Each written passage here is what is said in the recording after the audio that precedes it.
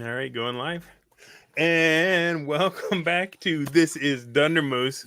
Man, oh man, have I got a show for you tonight. We are joined with the inimitable Gelatinous Rube, aka Howdy. James Streisand. And we're here. I mean, you guys, you thought you had enough mechs in a Braunstein when we did Bro Tech. Oh, we're just getting started, my friends. We got some Lancer coming at you. It was a huge week for Braunsteins, I gotta say. Arnecon hit off. Wesely was running Braunstein Classic, or however you want to refer to the original. BROZER came out on BROSR Drive did Through come out. RPG for free, and I do have one of the contributors on camera right now. Well, I had him until his lights shut off.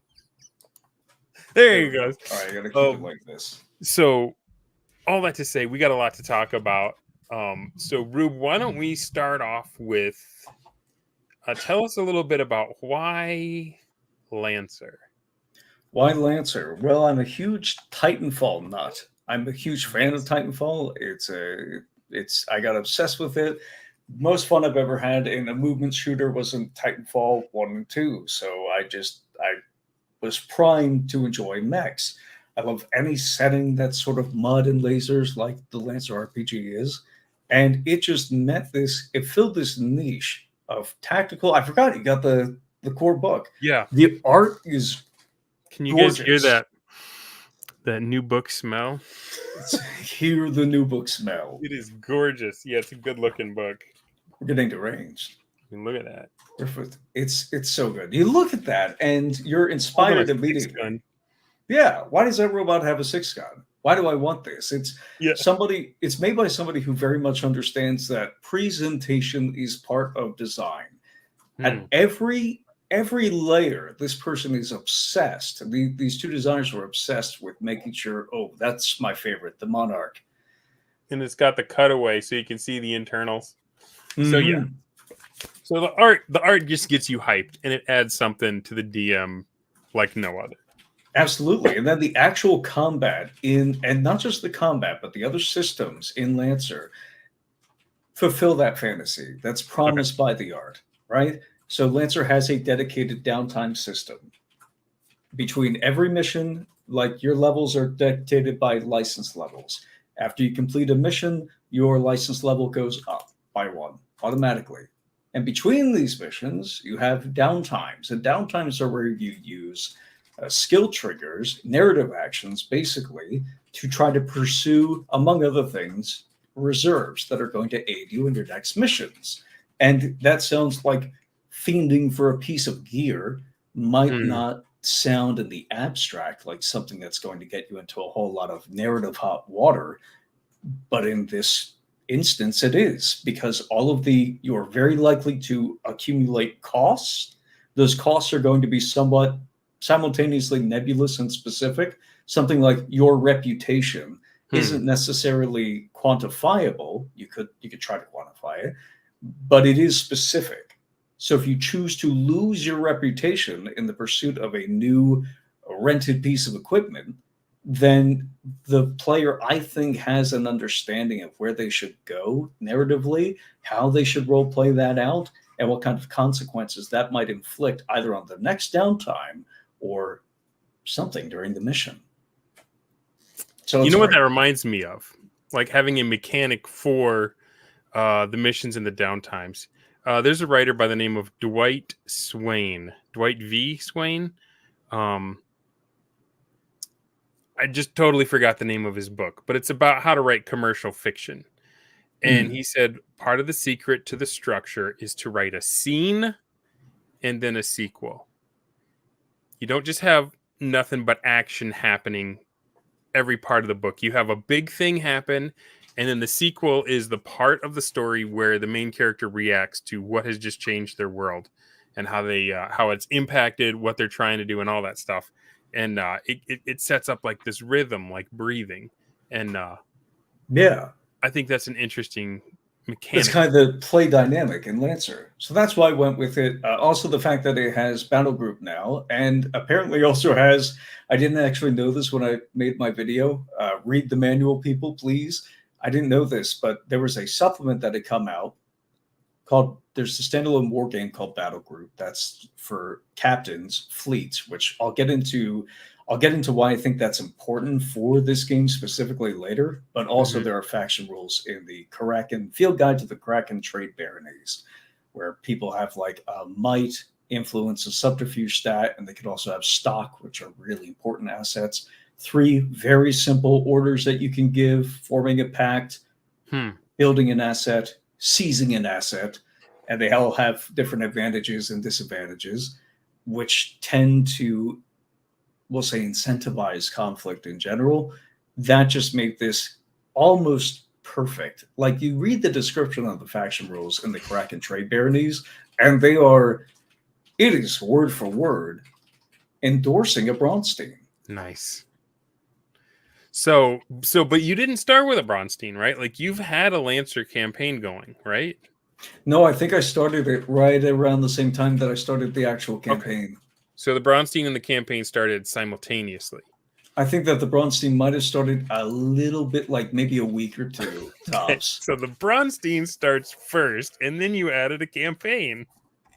I'm gonna get it right one of these tries. No.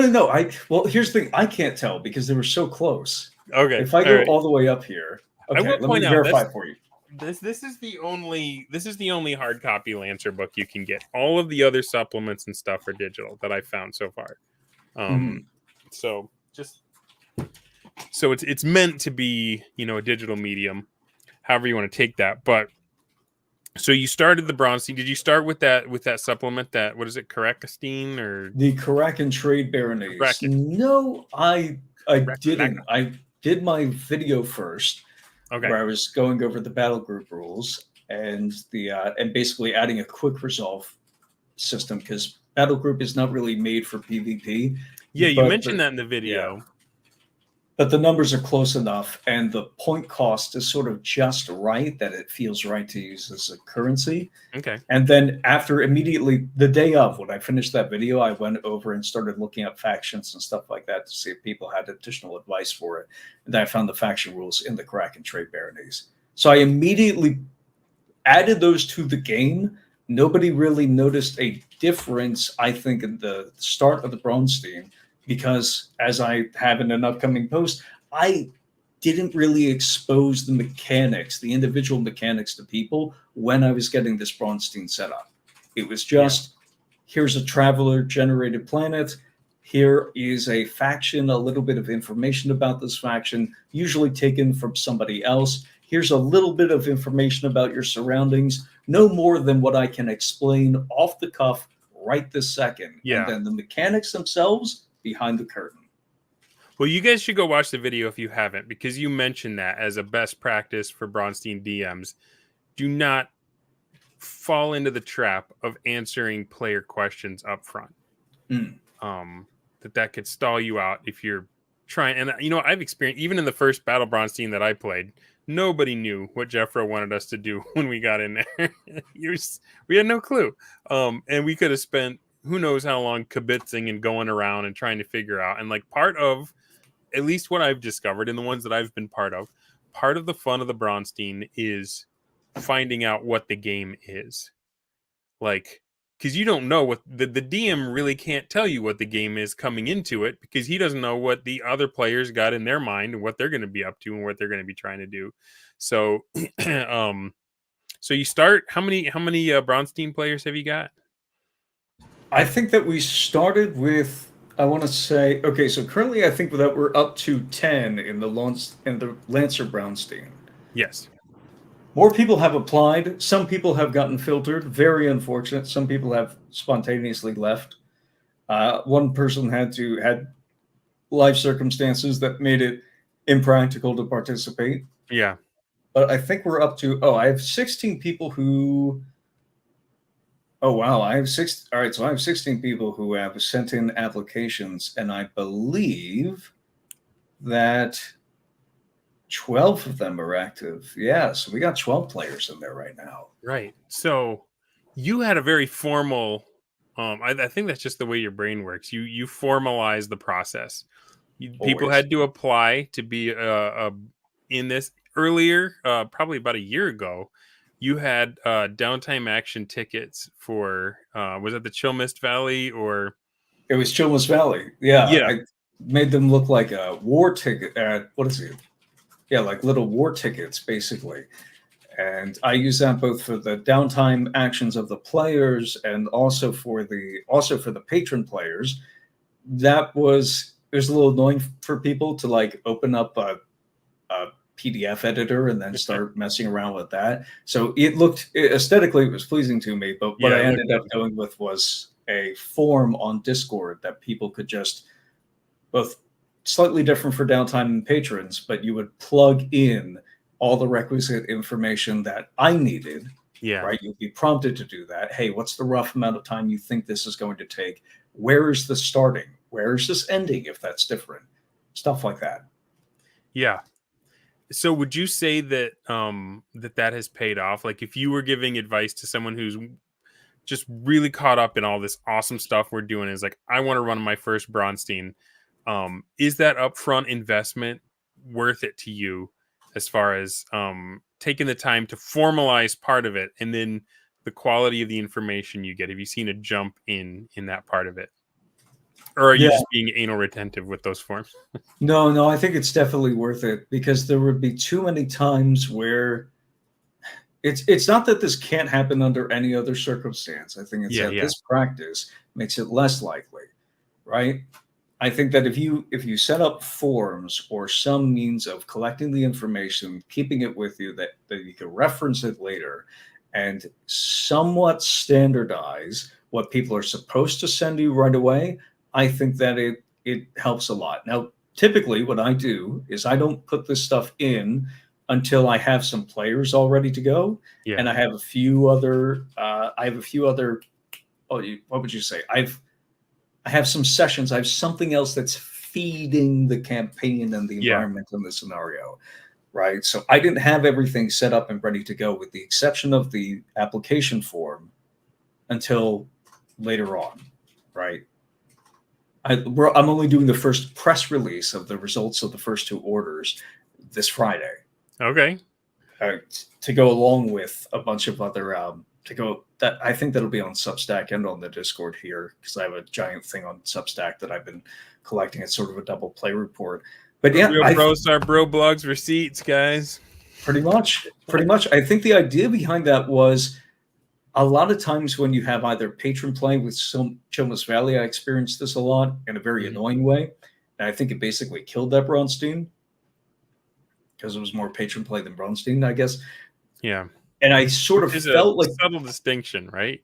yeah, We can step on that landmine later. Go ahead, finish your thought. yeah, we'll go for that. Um, I think I think it just kills it when you have people who are like too impatient and too excited to jump in, and the candle that burns twice as bright burns half as long.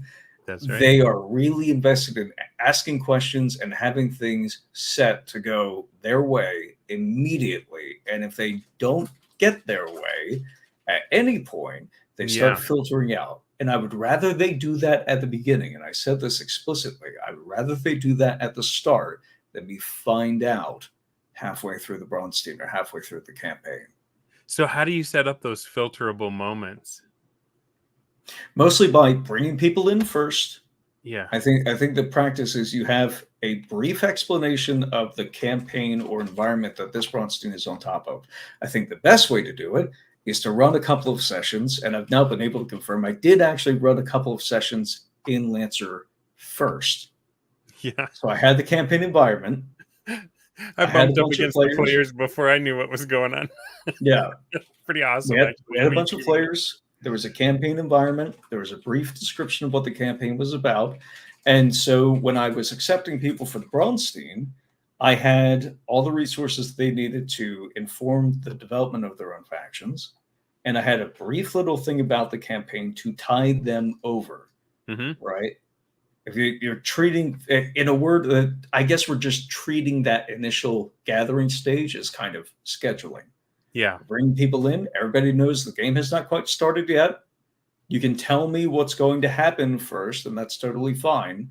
If you want to get a head start on what you want to do and have that ready to go, perfectly fine. But the game hasn't actually started yet. We're collecting people. We're going to get a critical mass so that everything, so that this will keep going. And then we actually begin. And part of that is like having some kind of environment, some kind of resources to point people at when they say, what are we going to be doing here? And I think the easiest resource you can give yourself is just a couple of sessions that you ran in some other campaign. Mm-hmm. Not that you're pointing them to a recording, but you have that knowledge now of like what the campaign, how the campaign has actually taken shape. So do you have, back on the filtering thing, do you have a rubric in your mind of, if I see this, then I know that this isn't going to work out? Or is it more of like a red flag that comes up? You'll know it when you see it. Like you've given them enough to tide them over. You've said, here's what we're going to do. Here's when we're starting. And like someone just starts blowing your phone up. Is that a red flag, or? There's, it's a subtle distinction, and I describe it in the upcoming Substack essay. I have one player, Delta, who's really excited, messaged me constantly in the beginning about stuff that he could do, and has never experienced a Braunstein. I don't think that English is his first language. Yeah. He's coming to this just from the Lancer server. There's only a few people like that. He doesn't really know what a Braunstein is, but he's very excited by all the information he's been given. I'm part of Harrison Armory. I'm part of the former Second Commission of Humanity, and now one of the largest corporate manufacturers that has their own colonies and their own armies, and doesn't rival Union in power, but they're like huge, large player on the scene. Yeah. Yeah, no, he's excited about the information he's getting. And so he'll ask questions about the planet and things that he can do in the campaign, things that are not necessarily there it is. He's asking things that are not necessarily of consequence, but do indicate investment, but clearly come from a place of investment. So he's asking, like, how deep is the water? All right, I'm on a water world. How deep is the water of my ocean planet that was generated by this traveler campaign? I tell him, no. We're not. No, I appreciate it. You start singing the opening song to Mystery Science Theater to him. Yeah. Whereas the other things that are going on, and I wish I knew this back in the Chilmus Valley days, because I didn't want to be rude to people who were invested, but were just being annoying or disruptive, but not out of a place of, it came from a good place. Whereas I did have a different player who came in. They added their application to the Braunstein application rather than the player application that they apparently originally wanted to do. Because I also had an application for the players. This person was not great. Yeah. Immediately confused about that, went to the wrong channel, were told which channel was what, decided to stick around for the Braunstein thing anyway. So I'm like, all right, well, you're already a pain in the ass right now. So tell you what, I can make room for you in one of the Lancer games if you will also control one of these factions. And I didn't think they'd really watched the video, which gave this giant explanation of what we were doing. Good video. They submitted their form. Okay, so in the form, and I've done this both times, I've had factions that you can choose. There's your first choice faction. That is like I think it's a drop down of like 6 choices that are more immediately identifiable and more major factions in the campaign. And then the second drop down, I think, was like 16 choices. Yeah, more. The idea being that, like this first one gives me an idea of what you want to do. And then the second one gives me an idea of what you like. And he put Harrison Armory for both of those. So I was like, well, listen, we already have a Harrison Armory thing. So I will do... I don't know why you put that twice, right? That seems kind of dumb. And so the form is a filter of sorts, right? Like, can you follow basic instructions? Yeah. No. Can you grok the intent of what we're trying to do here. Because you could imagine somebody being filtered by that in an honest way, like they're only dumb, Yeah, right? They're only dumb. Could be worse. it's not. And then it did get worse. Because I explained this to them and I said, hey, the reason why there's a drop down of like different options that you could choose is your first choice and your second choice are going to be different things. The existence of a second choice sort of implies that you didn't get your first choice.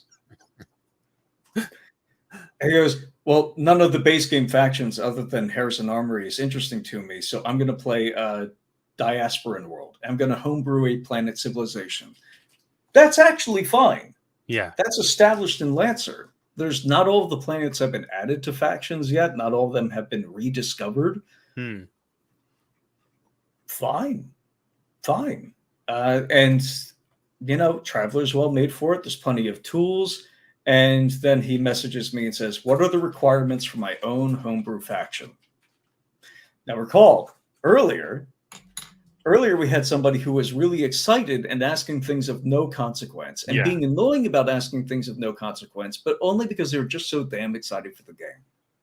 Yeah. This person is asking things of major consequence because they can't be asked to participate in the campaign in a normal way. They're going to force you to do more work in the attempt to pull them in. And I was like, my reply to what are my requirements for homebrew faction was to not ask me a bunch of questions. Just pick a faction from the list. He goes, well, I don't think this game is for me. It's like, all right, perfect. Bye. I'm not trying to keep self-select. Yeah, you're not selling the game, right? Like you've got enough players. Well, do you? Is it still open, or are we at a good equilibrium? 12 is good. I can certainly take more. I've been a lot of my quote work on this campaign has been developing the generative tools that I think Lancer is actually really missing for people who are thinking kind of in like a top-down way. Yeah. For how to generate missions. You can pick almost anything from any sci-fi media and just port it directly to Lancer. There's room for that, right? Yeah. If I want to take the first Titanfall campaign is you have a fleet of ships that's on the run from this much larger manufacturing corporation. Yeah. Their first mission is trying to refuel and just barely get enough fuel for a few weeks. And if they succeed, then they're going to go and try to rescue this ace pilot that they need to get close in order to eventually blow up this one refueling depot that's going to be the focus of the entire operation, the entire campaign, and stuff like that. You can port that directly to Lancer and it's fine. But the moment you step out of that mindset, you don't really have the tools to like generate the Lancer equivalent of a dungeon, the Lancer equivalent of a traveler, I guess, scene, which is why but it's compatible with everything else because Lancer knows its sci-fi roots. It's very plugged into its own Appendix N. So it's easy to plug things in. It's just not easy to figure out how to generate things from the ground up. That's where Traveler comes in. So that's been my work. And that's how I got to, I think we have about like 7 to 9-ish.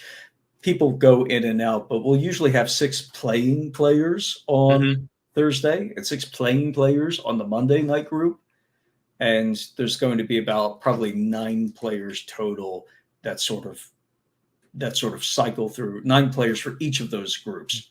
Did I bump up against the Monday group or the Thursday group? Oh, did you jump in for? Oh no, your patron Thursday. Yeah. Okay. So that was the Thursday group. You do have a much slower cadence for patron orders than I've seen in other Braunsteins, which, as someone who is got a problem, I'll be honest, I'm like the Brigandine of Braunsteins. I'm joining everything. I appreciate the slower pace because I can keep up and not feel like I'm falling way behind. But yeah, my faction, I don't remember what I chose on the first one, but On the second one was when you said, "Oh, you can be pirates," and I was like, "Well, that sounds interesting." I And just you still have said, the sheet here. "Yeah." So you Here, said you're on a mining planet. It's pretty much slave labor at this point. Like it's one of those, you owe your soul to the company store. You wind up on this planet, you're going to be mining for them. It's like the latest Aliens movie, Prometheus. Like picture the first scenes in not Prometheus, Romulus. Romulus or something. Yeah, picture the first scenes in Romulus where it's like, yeah, this is a roach motel. You're coming in here to work for us, and there's not really a way out. I don't know why I just went fuzzy. I got nothing. Did you spit on the Oh, camera? There you go. that is bad when you make an analogy and your camera cringes out on you. No, I think that's a perfect example. According to the traveler code that we generated, basically it has like Steam technology. Well, why is there only Steam technology on this in the sci-fi universe of like printers, of 3D Yeah. printers that handle the most complex machinery you could possibly imagine? Because somebody doesn't want there to be 3D printers on this planet. And according to the law level, there are pirates here. Yep. So this is their doing, clearly. Yeah. So you tasked me. I said, "How big is my pirate fleet?"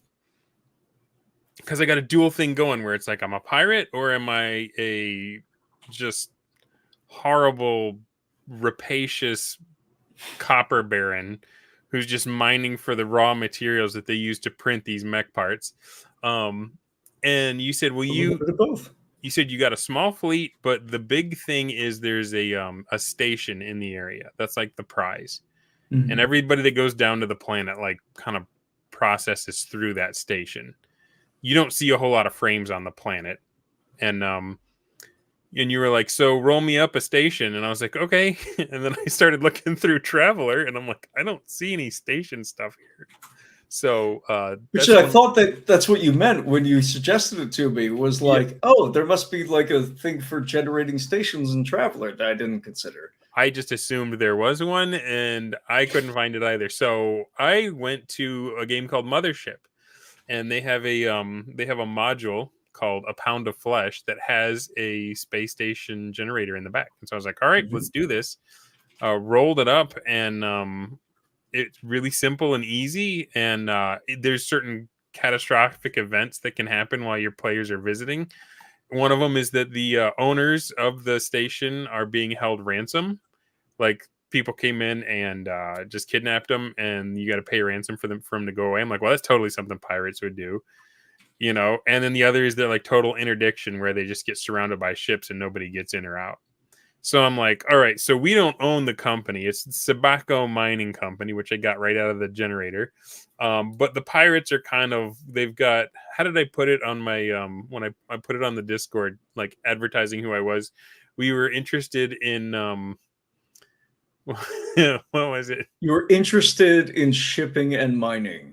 Yeah, I said space travel, security, and mining insurance or something. Yeah, like an interest in these things, not like a we It's a provide nice these station you got there. It'd be a pity if something happened to it. Literally. But because I was kind of workshopping that, I didn't realize that I was bumping right into the players right off the get-go. So he tells me, you tell me there's a ship that jumps into my area and drops off some frames. And I was thinking, sweet, while they're down there, I'm going to attack the ship and I'm going to steal whatever a pirate would steal, their printers. But we had crossed signals, and he was like, oh, Dunder's the foreman of the mining crew, right? And the reason the players were there. Named the wrong person. Yeah. My main pirate is Dripping Bill. Dripping Bill. He didn't make it, but they decanted another one out of the clone tube, so he's still dripping. Still a little wet behind the ears. It worked out. But so there was a little bit of confusion there, but like it was so fun. Even just the few things that, because here's the other thing about the planet is it's got megafauna on it. And like the way the mining operation works is they have these towers that kind of keep them away. And what do these players do but go and attack one of my towers like a bunch of silly goofs? So I was like, all right, I'm going to send some frames down there to try and corral them towards the kaiju. I have no idea what happened. I have no idea how that all shook out, but I bet it was fun. It was fun, and I can tell you because you then led into the sort of like side objective mission that we progressed after this mission was complete. Because there were two objectives that players could pursue here. They could either go after the spin colony ship that had, of its own volition, this thing was slated to be it's decommissioned. It needs to be salvaged. It gets to the salvage yard, and it just goes into a near light ejection for no apparent reason. Its engines aren't rated for that, but there it goes. And a bunch of black metal drones start spilling off the hull beforehand. The security team engages. They shoot them up. They give pursuit to the spin colony ship into the nebula, into this haunted space realm, right? This is our mythic underworld. Nice. Inside space. Players aren't going after them just yet because pirates have come out in the meantime, and they're attacking the space station. Well, the pirates heard about a faster than light capable ship, which is really rare in the universe. Like that's one of the cool things about Lancer is that like the communication is still at regular speeds. And wait, am I getting that confused with communications? Communications can go through blink space. So that's right. I got to switch to a traveler. Yes, are in sync regardless of time. But the ships themselves are almost always traveling at near light speeds. There's very few exceptions to this, and they're very limited by factions. But that's sort of the perfect environment to have something that's special, where nobody can replicate this machinery, but it's exotic and it does work. So if you have a ship that can go faster than light, good for you. Yeah. So I'm interested just because and the thing about Traveler, if you guys haven't played it, like you just roll a bunch of D6s and you get a short little code that tells you everything you need to know about your character, everything you need to know about your planet. It is so efficient. So I do think that we've uncovered one thing that we could say is required for this style of play. I don't know if would I go so far as to say it's required for Braunsteins, the ability to randomly generate locations or factions or forces. Yeah. Either more of a grand campaign thing. I'm not sure. I'm still trying to get my hands all the way around this stuff, right? For Braunsteins, you have to be able to drop them in quickly, and that sort of goes hand in hand with randomization. It's like what's a scale of information that I expose my players to in the Braunstein? I'm keeping it this time around. I'm not making everybody wait until I can have the dossier that works for everybody. It's just, hey, this individual person's jumping in. Here's the surrounding subsectors, because I know that I can explain the surrounding subsectors or make them up in the next 10 minutes. Yeah, you're not going from 0 to 10. You've got from 0 to 1 already jumped for you with the randomized. It's an outgrowth of no prep style play, right? Where you've got book control, to quote Crossface Killer.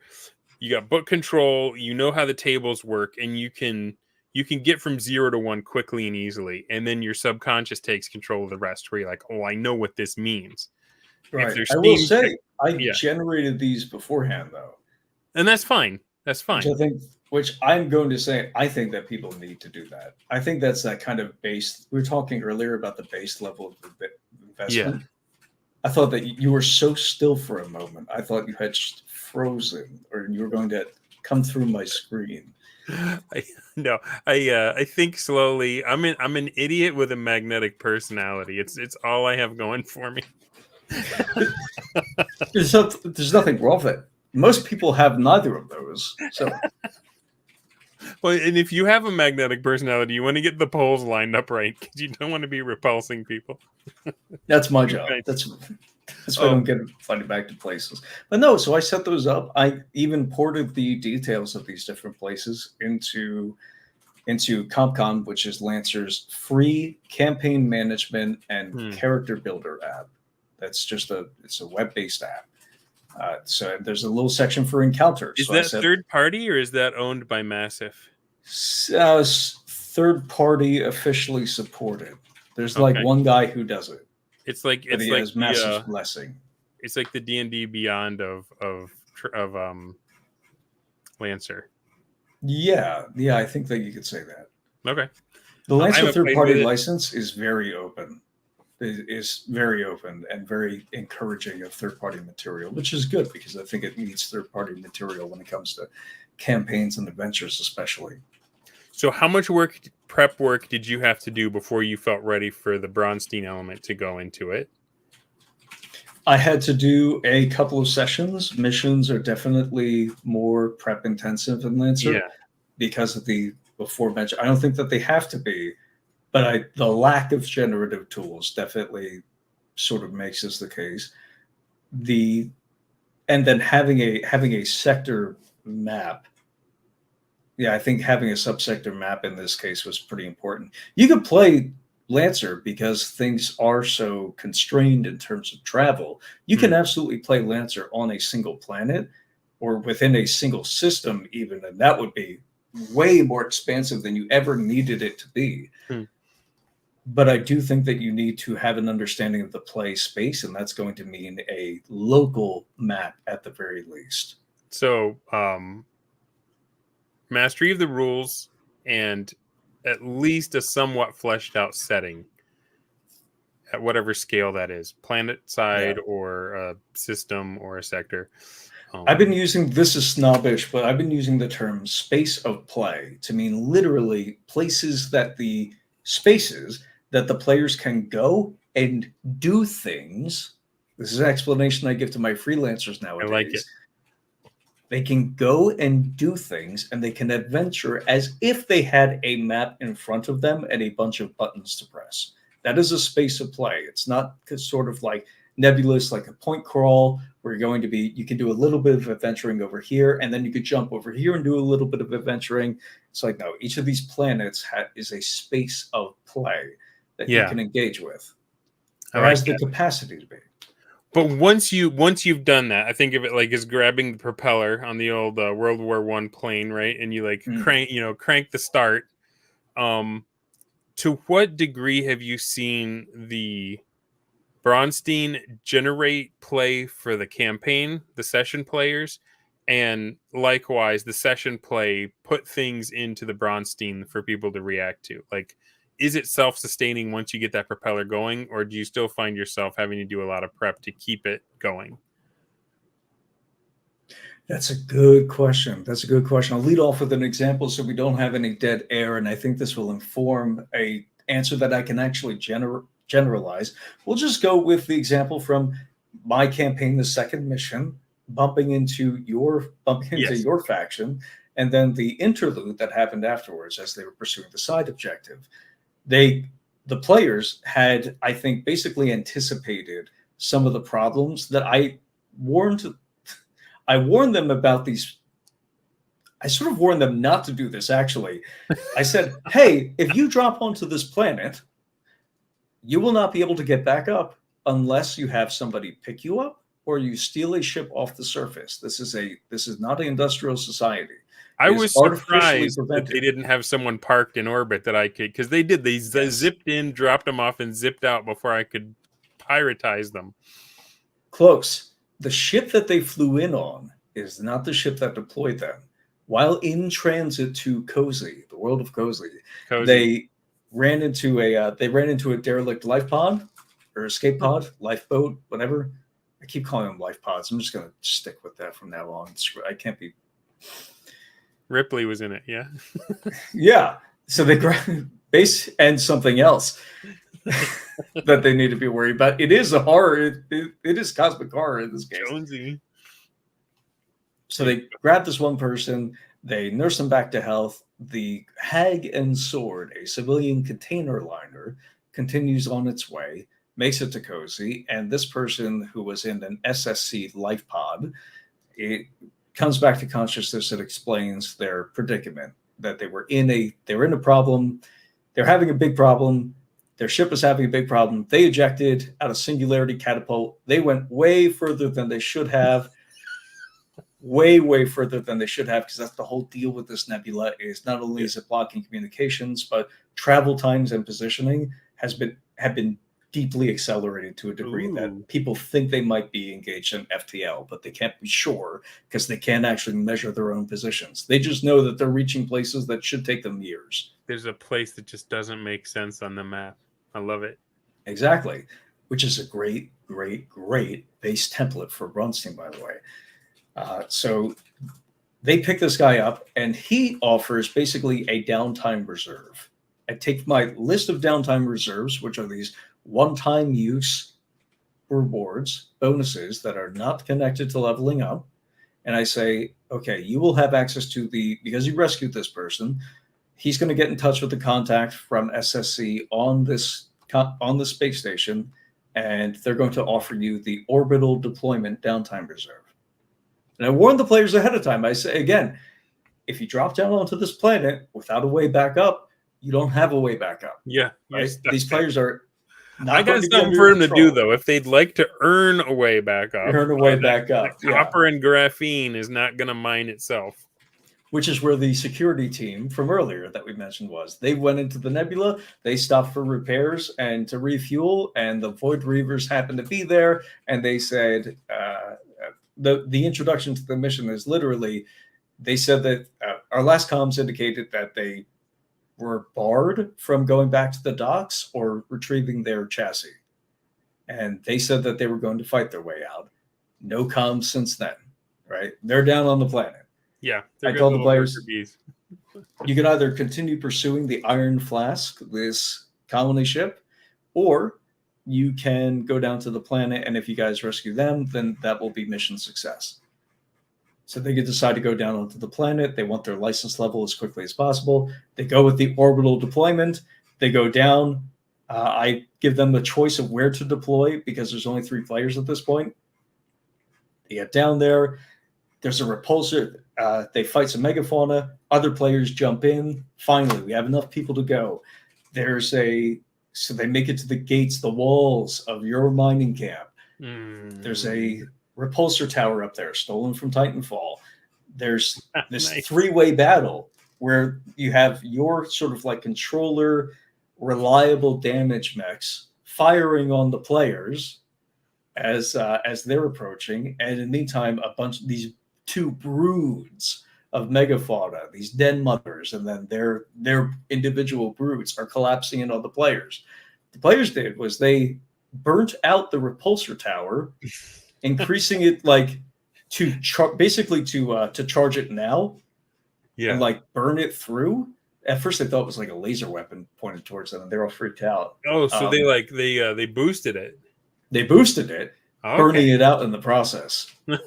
So immediately getting those off their back, and then there's not as many chassis in your camp, so they smashed through that wall. And then I think we switched to narrative play in the camp itself. They stole a shuttle. It's not a warship. It's not even a Corvette, right? But they stole a shuttle. They got the security team back. Because the Hagen Sword was in port, it didn't drop them off, so it wasn't a target, right? Okay. So they get back up to orbit. They do a quick handoff for the security team to the Hagen Sword. The newly christened HMS Detroit, inspired by a few jokes about crack cocaine. I don't even know where they came from, but is now the player's base of operations. And I tell them, I said, hey, if you would like, the world state has now advanced. If you would like, you could go pursue the colony ship. You will not get another license level from it. You're now license level 4. This is not a mission that anybody's paying you for, but if you go there, I will upgrade your ship with a permanent downtime reserve. You'll be able to call in a spare mech.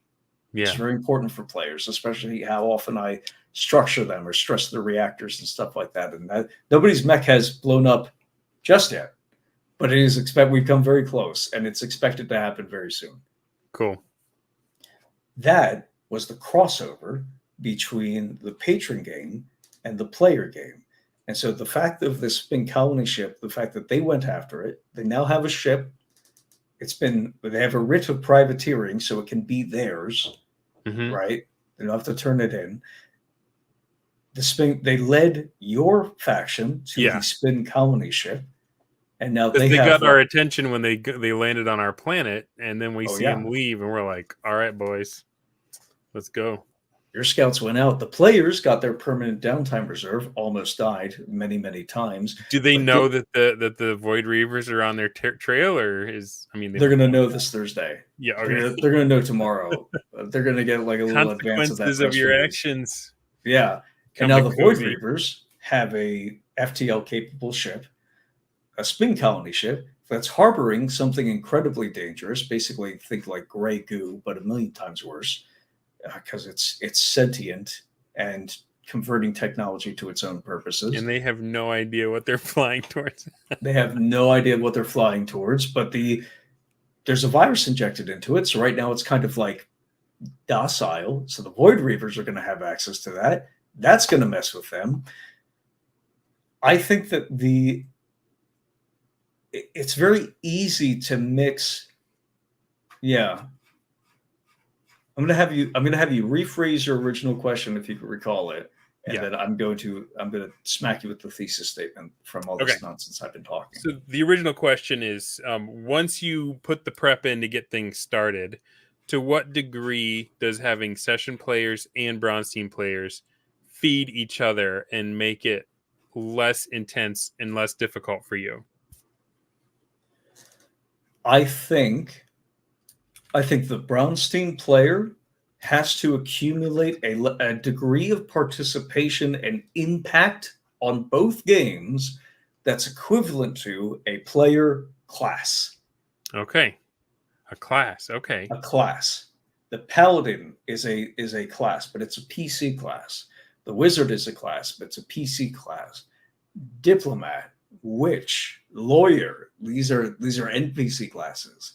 But if they were designed in such a way that you could ensure that they had an impact on the surrounding game and in some way modified the challenges that other people were running into, then I think you've got it.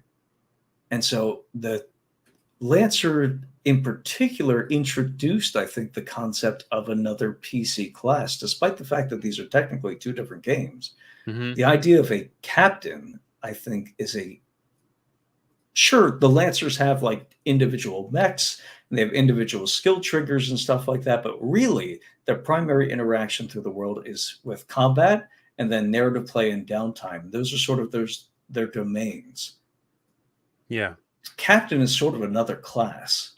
And even though he's not interfacing with the exact same mechanics, those same mechanics can interface with the same challenges and can affect those same challenges, especially in this game. The captain class looks at the other classes as resources in achieving his goals, his aims. Yeah. Yeah, exactly. How many pilots do I want to throw at this? How many do I keep in reserve to protect my fleet from pirates? Kirk can't beam down with the away team. Not every single time. Not every single time. I mean, if there's a green girl down there, maybe. Then sure, yeah. But that's part of Kirk's domain, right? Yeah. The social. But I think that really is it. When the Braunstein characters sort of become another class, interacts with the campaign, they're sort of the faction class. They're sort of representative or responsible for even continuing to influence challenges in the game and provide them to the players. And actually a little bit of spice for the rest of the challenges, especially in a game that normally doesn't have a way to generate challenges from the ground up. Yeah. So my idea of what a patron should do was generated the very first time I used him. I was playing Axe. I had my bros live here in town with me. One of them was my brother-in-law, so bro for real. And we were doing the Caves of Chaos in the Keep on the Borderland, and everything went bad because they trusted the priest and he betrayed them. And I reached out to two other guys that I play with on Monday nights. We were playing Forbidden Lands at the time. Now we're playing Dragonbane, but I just put one of them in charge of the no good priest that lives in town, and I put one of them in charge of the kobolds. And the kobold guy immediately thought, well, they both did, immediately thought of things that were just downright mean and creative, and that I never would have done. The kobolds, they were like, hey, the goblins have an ogre. We want our own ogre. We'll trade you back your cleric if you can get us our own ogre. Which was just like, that is so awesome. Like, put people in a bind. And the cleric guy, the bad priest guy, was like, well, obviously we're trying to poison the city's water supply, the keep's water supply, so that he's going to have a stash of fresh water, and he's going to pretend to purify it and then pass it out to get more power. So I took from that, okay, if you are in a Braunstein, maybe if it's just a Braunstein and there's no players, it's like play to win, try to beat the game, be the main character that normally you'd think of the session players. But when you are a supplement to the campaign, when you're there for richness and texture and stuff, your job is to do stuff the DM wouldn't think of. Your job is to put the characters in way more trouble than they might otherwise have been in. Don't turtle up. Do something audacious and scary, and be okay if you lose your guy, or if you don't win because you're the bad guy. You're not supposed to, but make it so that they have to be super creative or sacrifice something, or don't. Your job is to make it harder on the players than the DM would, without just trying to flatten the game and kill everybody. That was the thing that was missing from. Correct me. Tell me what you think of this, but that was what was missing from patron play. That's what made Chilmus Valley really patron play rather than Braunsteins. I consider patrons, or I wanted to consider patrons assistant referees. Yeah. Not everybody was on the same page with that. They wanted to win the game for themselves. Right. Which is fine, even provided that, but like that attitude of like an assistant referee,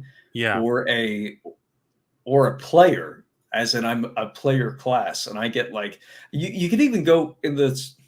Okay, do you think that there's like sort of points for style in Braunsteins? I feel like it. Yeah. I feel like, well, I mean, I may be weird the way I play them. Like when the second time I played in Jeffro's Travelerstein, I was a double agent playing both sides against the middle, and I was having a blast. With the good guys, I was a cop that found a way in, and I was going undercover. And with the bad guys, I was a mole telling them, here's where they're looking for you, here's where you're safe to go. And I really hadn't made I was having so much more fun than anybody else. I'm convinced of it. And everyone thought I was their man on the inside. And they were all telling me what to do. I'm like, oh, I should. Okay. And then I got to Scudder Mike, and he injected me with truth serum. Uh-oh. And he asked me, can I trust you? And so at that point, it's like, all right, you're not trying to play to win anymore. You're not even trying to keep your guy alive. It's all style points now. It's like, he won when he injected me. You gotta respect the world and the story and the abductive reasoning of everything that's gone on so far. And so when he asked me, can I trust you? I said, I don't know. I'm playing both sides against the middle, and I haven't chosen yet. And then the other thing about the truth serum in Traveler is that you go to sleep after you're injected with it. Like, they've got only a certain amount of time to ask you questions, and then you fall asleep, and they're like, okay, yeah, we kill him. So I died. But according to Jeffro's ruling, I came in third place. So yeah, if you're just playing, if you as a patron just come in and you think like your player that got filtered, I'm here to get what I can out of this and like stomp all over everybody else and gloat. There's a place for that, but maybe that's the total nonstop Braunstein that doesn't have session play at all. It's just, we're going to throw everything at it all the time. But if you even there, you have that distinction between. Wait, sorry. Yeah. Finish your point first. Well, I was just going to say, if you're interacting with something else, it's the DM is giving you a big, sensitive part of the world and saying, I need to be able to trust you with this. That your value isn't, I'm going to stomp all over everybody and gloat. Your value is, I'm going to be part of an experience that nobody's ever had in gaming. And that's what we're going to gloat about afterwards. It's just how absolutely crazy it got. So I don't know. I don't have my hands all the way around this thing. I think that's what's so exciting and fascinating about Braunstein and what it does to your games is it makes you play in a different way and ask different questions about what are we here to do.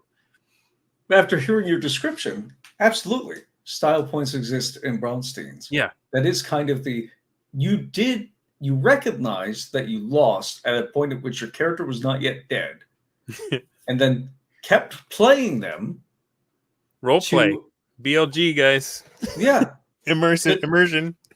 Well, to sort of accelerate your impact on the game, right? The point at which you had lost was not the point at which you had to stop participating, and you could either flip the table over, or you could leave an even longer lasting impact on the campaign through your actions that followed after your loss, right? Yeah. That's something that I learned from playing 1E in Trilopulus is have a lot of characters.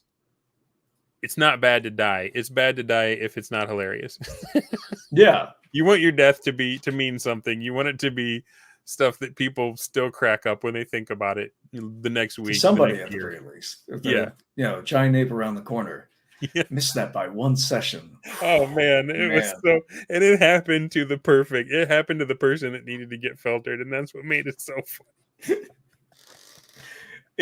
Oh man. Oh, I really love those in campaigns. It's one of the benefits of recording sessions nowadays is that you could go back and like the exact moment you ban somebody from a server, it's so just watch their face. It's so good. But yeah, so that's the idea of like the patron as assistant referee that probably makes patron, if that's what it takes to make patron play work reliably. Yeah. And sort of not and close the vulnerabilities inherent to patron play, then that's probably something that makes patron play like just too unstable over the long term. But I don't think Braunstein suffers from that. I don't know how you like when I think about Trilopulus, the whole draw of that first year, and I wasn't there for it, so this is speculation on my part, but the heady drug of total player autonomy was so engrossing that when the patrons got switched on, everyone still had that. I don't know. I try to not use that because this is what happened. This is what maybe like I don't know. Jeffro's done this like 3 times now, where he's started using the language of the enemy to describe a new thing that isn't completely divorced from what we were doing before. Braunsteins and patron play have a lot in common. That's a lot of overlap in that Venn diagram, but they are distinct.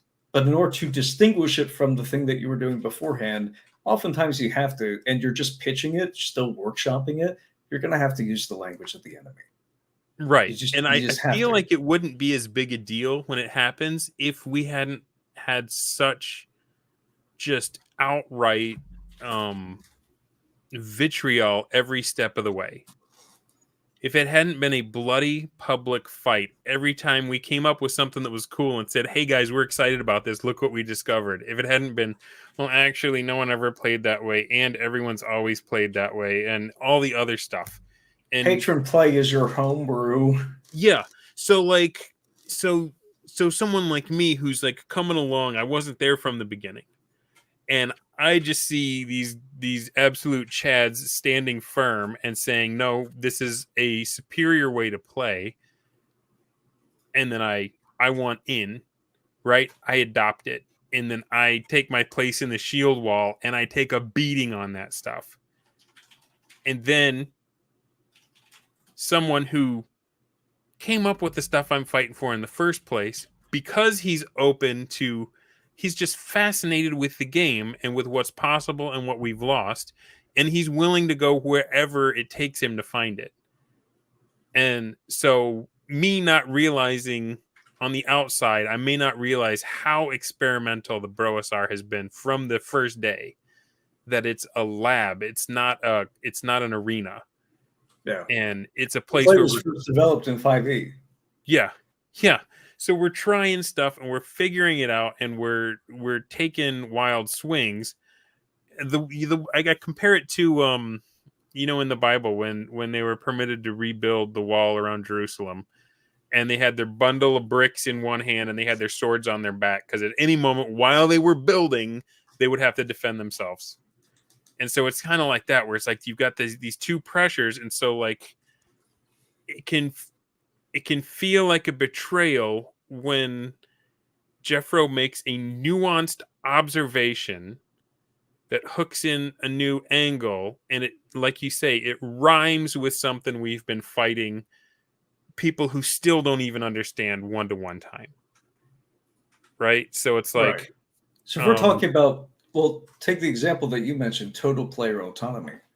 Yeah. The implication of attacking something like that is that players should not have autonomy. I don't think that's actually the issue. I think like the message that the peaceable patrons are about to get, the ones who have, like, they haven't turtled, they're just building assets, which is fine because that takes them longer than seizing assets. It's And so such a you're fine line, incentivized isn't it? You don't want them to seize turtle. You assets. don't want them to flatten the campaign. How do we conduct this orchestra and keep everyone in tune? It's about shall nots, I think. And so the key here is that, like, here's something. Some players choose peaceful, slow building, even when the game incentivizes conflict.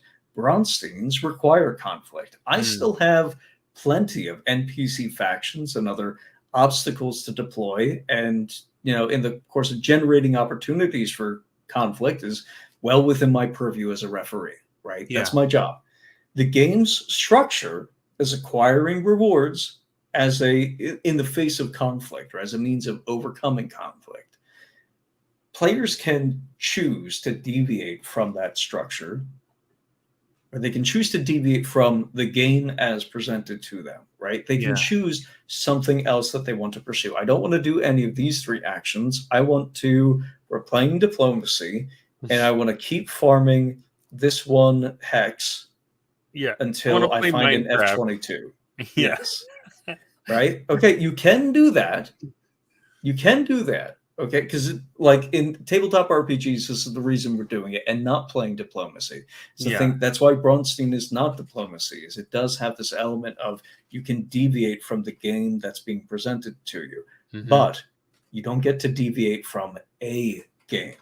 Yes. The structure of the game is still the same. If you're going this way, you will encounter a challenge or have to give something up, or both, with a chance of failure to get the reward you're looking for. Once you step away and deviate from the game as presented, you're stepping into my game. Yeah. That's where I have the purview as the referee to introduce obstacles and challenges, which you might still beat anyways, and probably will, because players, if you're a referee, you're But where does that lead? If I'm back to the loving arms of the raw existing challenges, because players get sick of that shit pretty quickly. Yeah, if I'm the guy who wants to homebrew my own faction, and I'm asking you how deep the ocean is, because I want to use it to mine. Like if I'm just playing solitaire and just eating up your focus and your resources and your time, like I'm going to throw something at you. That's detrimental to the game, and it's because here's the problem, the biggest, deepest problem we had with the way we were doing it, that Braunstein solves. How do I put this? How do I say it? It didn't work in the long term in a game in Trilopulus. And you may say, well, I've got a way that is working with my guys. But it's like, have you played it out long enough? Have you got to the point where it stops working yet? I think Chilbus Valley even still technically kept working. It's just like the game has been going on for 2 years. I'm switching to Pathfinder 2nd Edition in November. Thank God. Finally. Free. But it's not even that like it has to fail in the long run. It's that this massive vulnerability exists to really at any moment destabilize the entire campaign in a way that it takes away your ability to run it. Like you as a referee, you really do rely on, even if you're not prepping anything. Yeah. If you're not, or whatever your definition of prep happens to be, if you're not doing any of that, you do come to rely on the past experiences and events and sort of stable state of the campaign to inform your decisions going forward. If somebody just comes in and like flips the table, even if it's if that's, you could say that flipping the table is part of the game, but man, that really diminishes your ability to continue to be a ref. And so patron play suffers from that instability. And the player that wants to play that solitaire style game, you can say, I'm going to put up all the obstacles that the game allows or calls for. And you're going to be frustrated because they are not corralled towards where the real game is at. And they're going to get frustrated because they're like, DM's not letting me have my toy. Yeah. Right? I told him that I wanted to do this thing, and he's just rolling on these random tables, and it's every week it's orcs, and I can't get what I want out of this. And it's a game can't support, a real campaign can't support one guy like that, much less a powerful guy like that, much less more than one. I haven't got it out. I haven't got it in words what I'm trying to get to. I'll keep talking and interrupt me the second it's on your tongue, all right? Okay. So we'll take the example that you just gave. Let's say that Delta was actually a bad player, right? He's actually a really good player. I'm very excited to have him in. I think he's a new... I think he's a promising young acolyte for our cult. Who calls the BROSR a cult? We don't have any women. Nobody starts a cult with a bunch of men. It's true. That is true. So fucking dumb. Sorry. Anyways, let's say that he's like, as he was a terrible player and was constantly like, well, I want to drill in and I want to get resources and I want you to give me extra points to my faction whose statistics are made of like up to 4 points each. I want you to give me extra points because I said I'm going to drill down into the ocean and get this stuff. I have two options. In a Braunstein, I have two options, which are either I throw somebody at him, right? That has to, if you want to seize an asset, that has to be in opposition to something. Yeah. Right? So if you're drilling, either somebody is sabotaging you, and that's why you didn't already have these points, or you're drilling to find, and you just found Cthulhu, and I have to introduce Cthulhu into this Lancer game, and I will do that. Or I will say no. Like that is a thing that you can be doing. That is a nice aesthetic. That can be part of your style points. We're not spending time resolving your style points. Yeah. Style points are judged not by me, but by the rest of the campaign. What I need from you is to establish a peace treaty with that guy, raid that guy, attack that guy, and then wonder if you can trust them the whole time. Yes. Bradford says, I've written at some length that you need to have a point of contention for a campaign to focus its attention around. And I think he's exactly right. And part of what I'm trying to get out is players will see the campaign as a problem to be solved. And the DM that gets eaten is the one who's always trying to think up new problems. When I said it didn't work, it's not just that someone flattens it. It's like the passion and the focus and the energy of the DM is not rewarded, and they will sooner or later they will opt out and be like, I'm not getting what I need to out of this. You guys aren't enjoying it.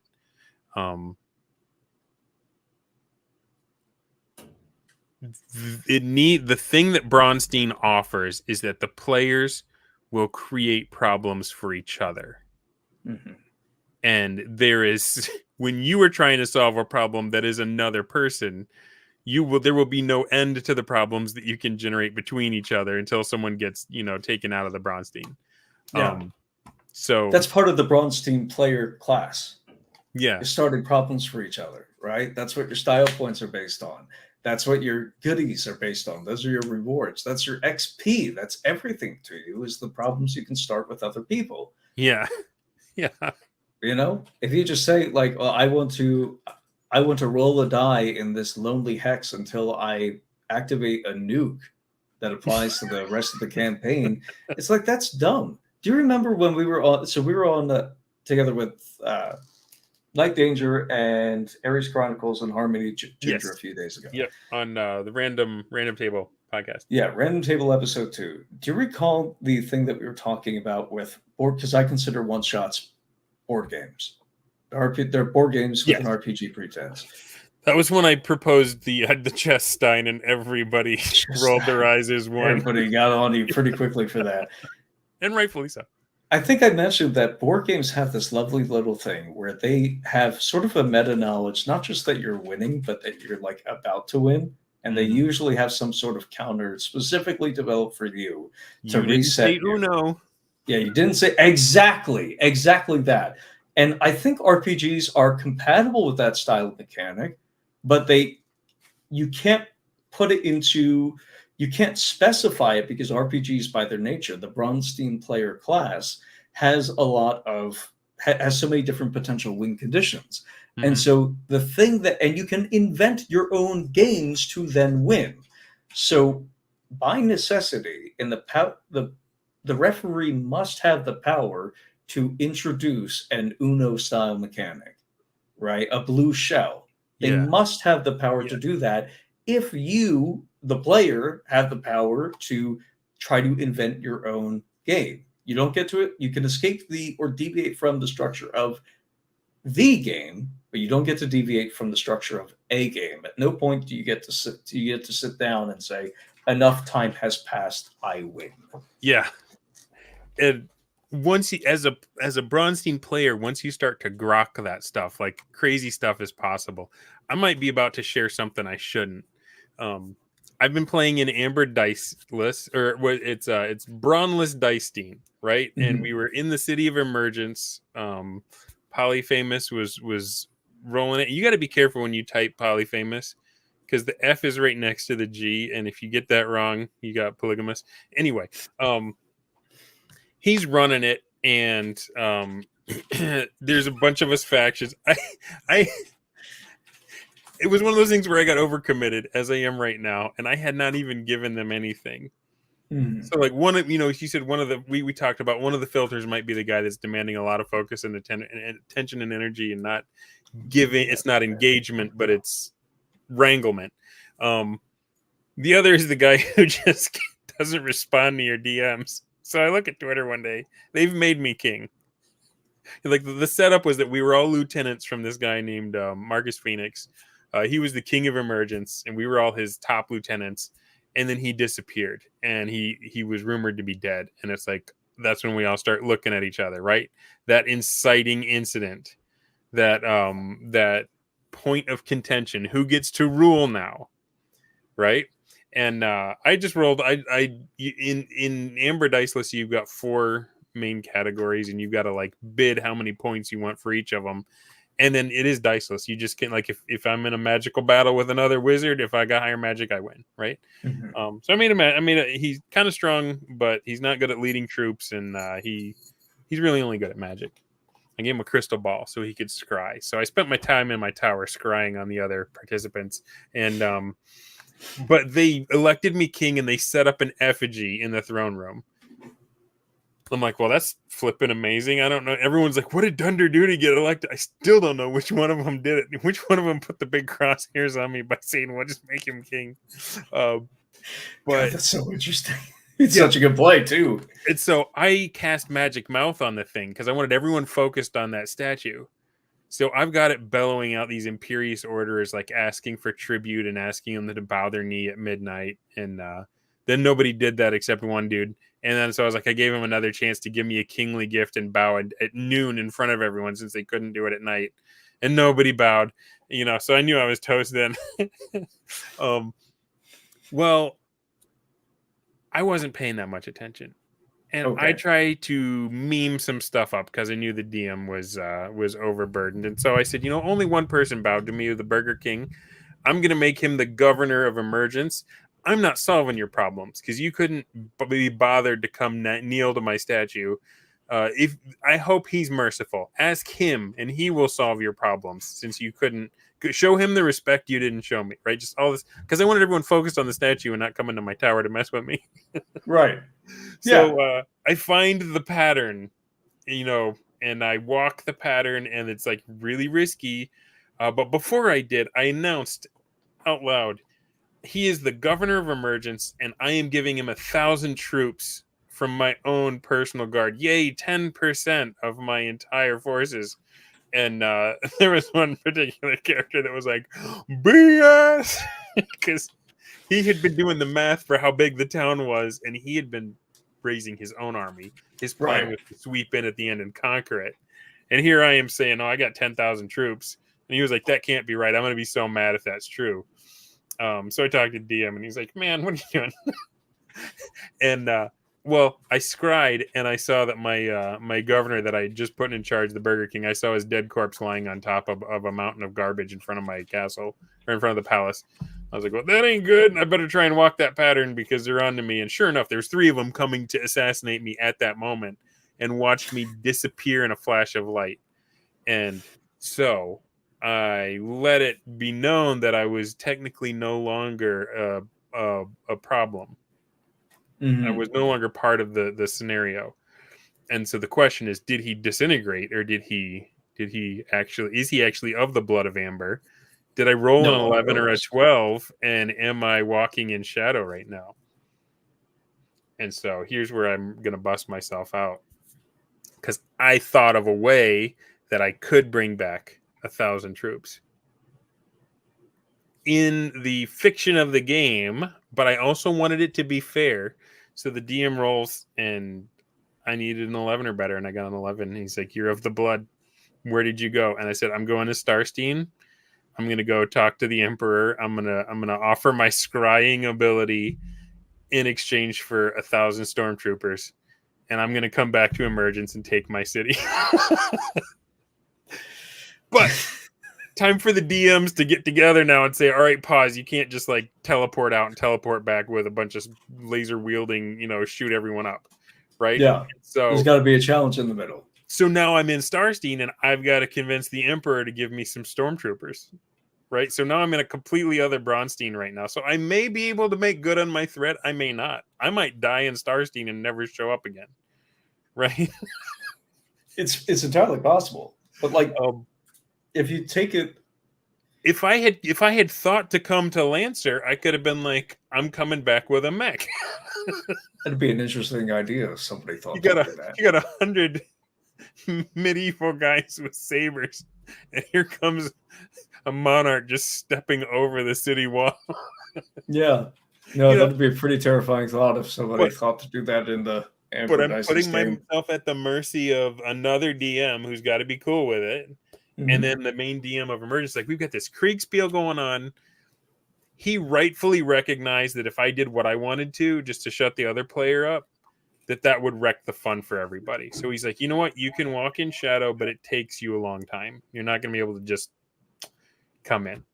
So sorry, Polly. I spilled the beans on that, but like, it was too good of a story, and it kind of gets to what we've been talking about. I was like, what is a good Braunstein player?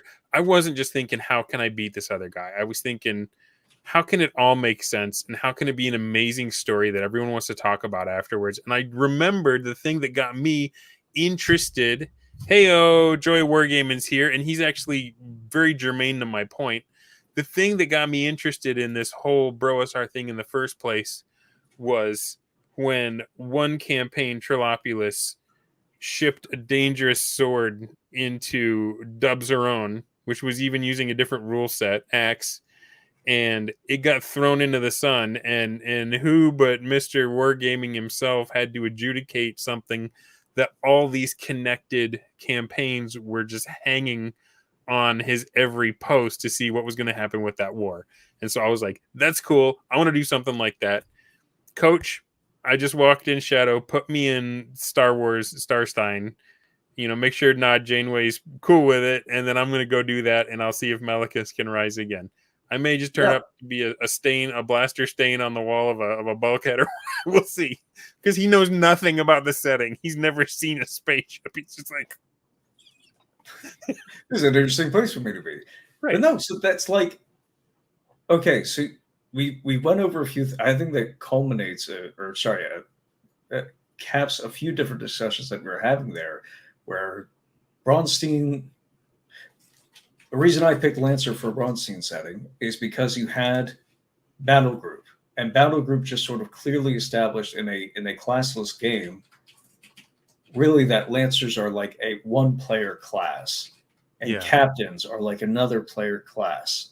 And so it lets me think of, for each player class, I have a new class. Oh, you're fine, man. It's not even that's a work phone that I didn't even know was still on. That's a new class that produces more interesting encounters and more varied encounters, not just for that class to engage with, but for everybody. Right, the presence of a the presence of a magic sword isn't just useful for a fighter. The fighter is the guy who uses it, but it's not just useful for the fighter. The magic user can't use that sword, but it's still useful for them because the impact of that magic sword is going to change the campaign. Having it in the party is good. Yeah.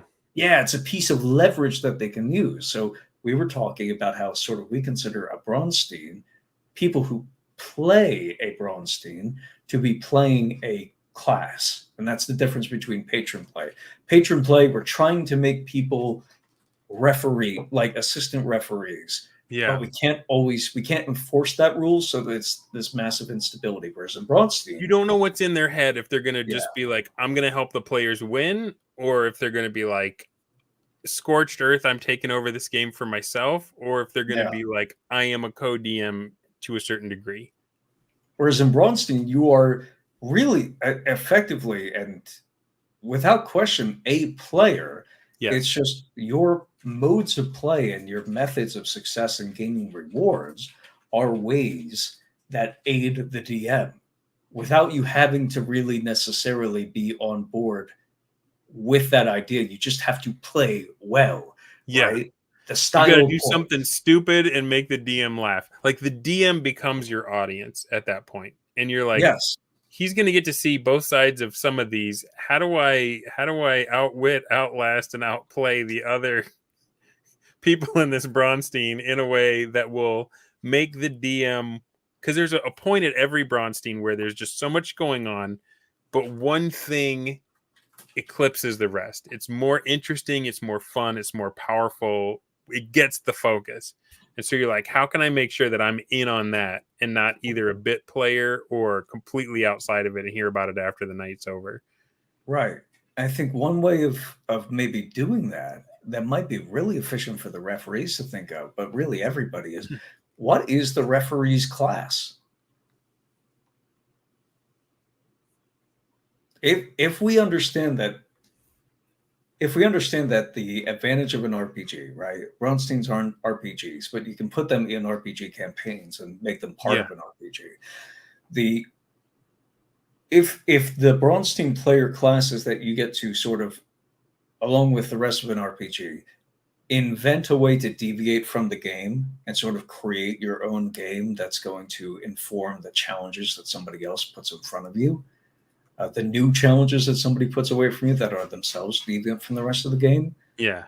And we understand that the referee then gets to enforce that mechanism and enforce conflict by bringing in the blue shell, right? The referee has meta knowledge of when somebody's going to win too quickly and gets to keep things fair by acting on the rest of the campaign.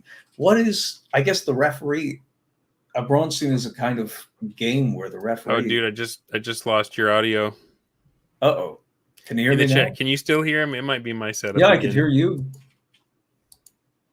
That was bad timing. It's these are the deep secrets, and they don't want you to know them.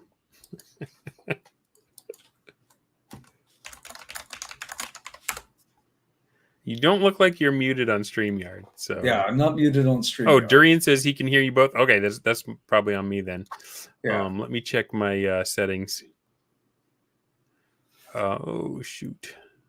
I guess to finish the thought, and I'll repeat it to Dundermoose, is the idea that the DM has or the referee has a class. Okay, yeah, no, that was totally on my. Can I hear you? Yeah. Oh, I stopped talking. Gosh, what is going on? Talking. That's really funny. Oh, my no, stupid computer. Sorry, guys. Hang on a second. Oh, no, buddy. B-Dubs is going to make fun of you for like the next month for this. You got to go faster. I can hear him. I can see him in the background. It's B-Dubs. He's right behind you. All right, now it looks like they're set up right, but I still can't hear you, my bro. No? Go ahead and vamp. I'm gonna leave and come right back. Okay. No, that's fine. Yeah, the idea that we were discussing was just a sense that these Braunsteins give people a player class. Dorian, you can still hear me, right? He definitely just like switched his audio or like disconnected something. That is deeply, deeply sad. All right, so you can still hear me. My audio is still going through the wavelength stream. Maybe if I mute and Okay, I hear you now. Can you hear yeah. me? All right, cool. I think we're still going. Sorry about that, guys. That was That's a weird fine, StreamYard guys. glitch. Yeah, I can see B-Dubs right behind you. He's coming for you now. He's like, oh, I got something to make fun of Thunder for. I gotta put the wig of shame back on. Yeah, you should put the wig of shame on. This was requested in the chat. This is for you, Phineas. Very good. Phineas is a I man. feel like I look like Weird Al Yankovic. He's a man of things. So, yeah, just the idea that the Braunstein players, they are playing a class. And then I think by extension, sort of the referee is this counterpart class, where they're also invested. They're not using the same statistics. They're not using the same moves. They're not using the same modes of play necessarily. That's not their favorite stuff. But they are, I think the Braunstein turns the referee back into a kind of player where the resources that these other players are using, sometimes cooperatively, sometimes competitively, but always in service of the campaign, are something that they can use and twist to their own purpose, though they cannot make them up themselves, or at least not in the same way. Fascinating stuff.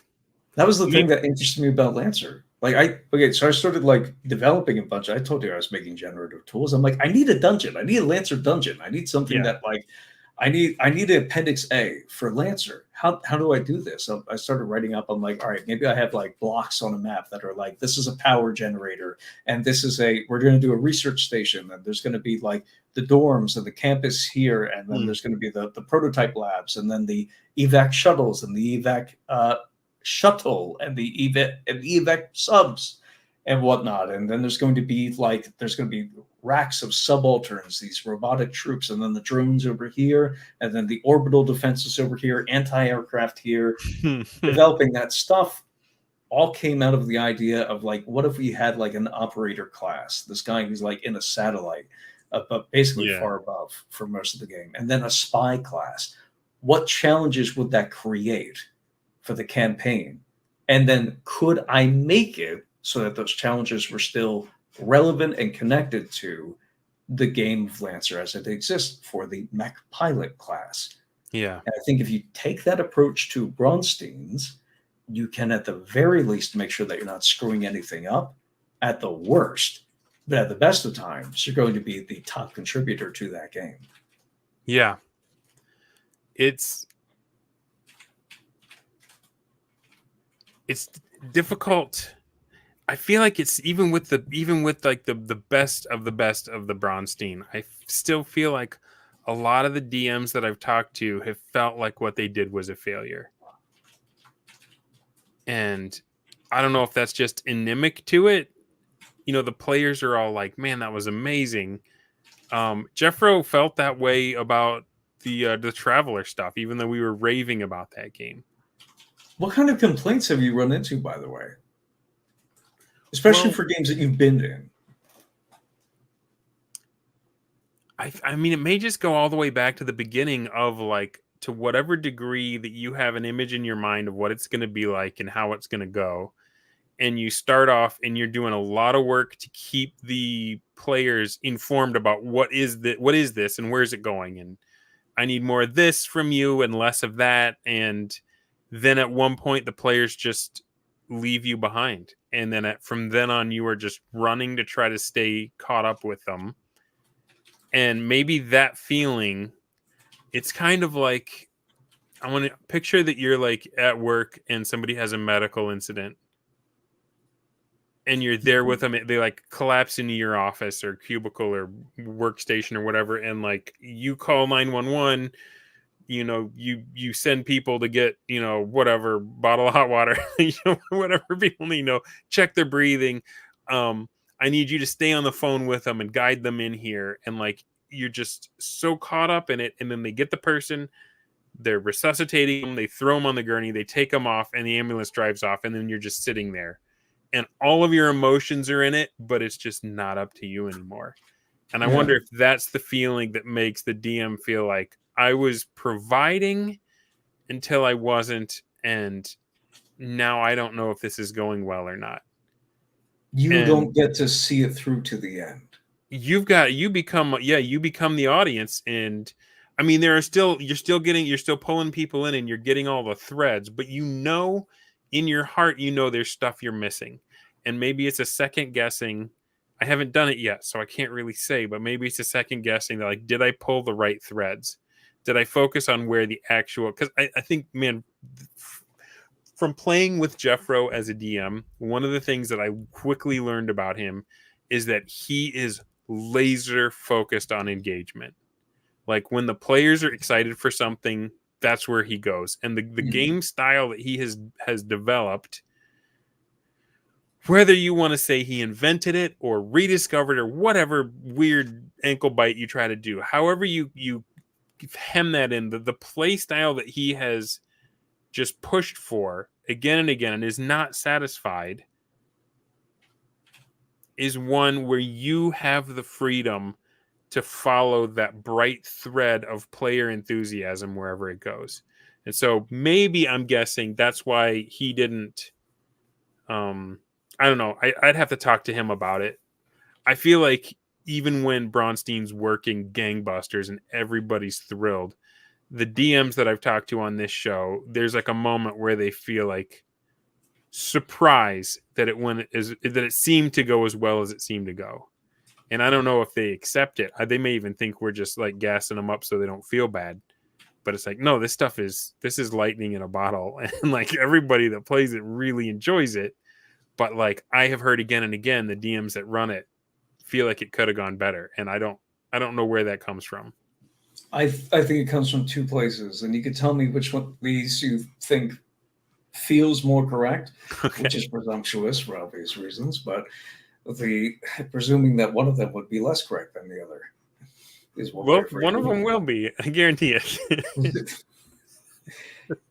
First, I think is the lack of tools for running a Braunstein. I know that there's a thing about like the mechanics of a Braunstein and the same insistence I had back in 2023 that like, no, this issue of like the one patron who dominates all, like that's just a mechanics problem. I told you guys years ago that you needed like a mechanical set for establishing what kind of patrons that you have. And I have written for what was at the time an RPG called Lords of Brachus.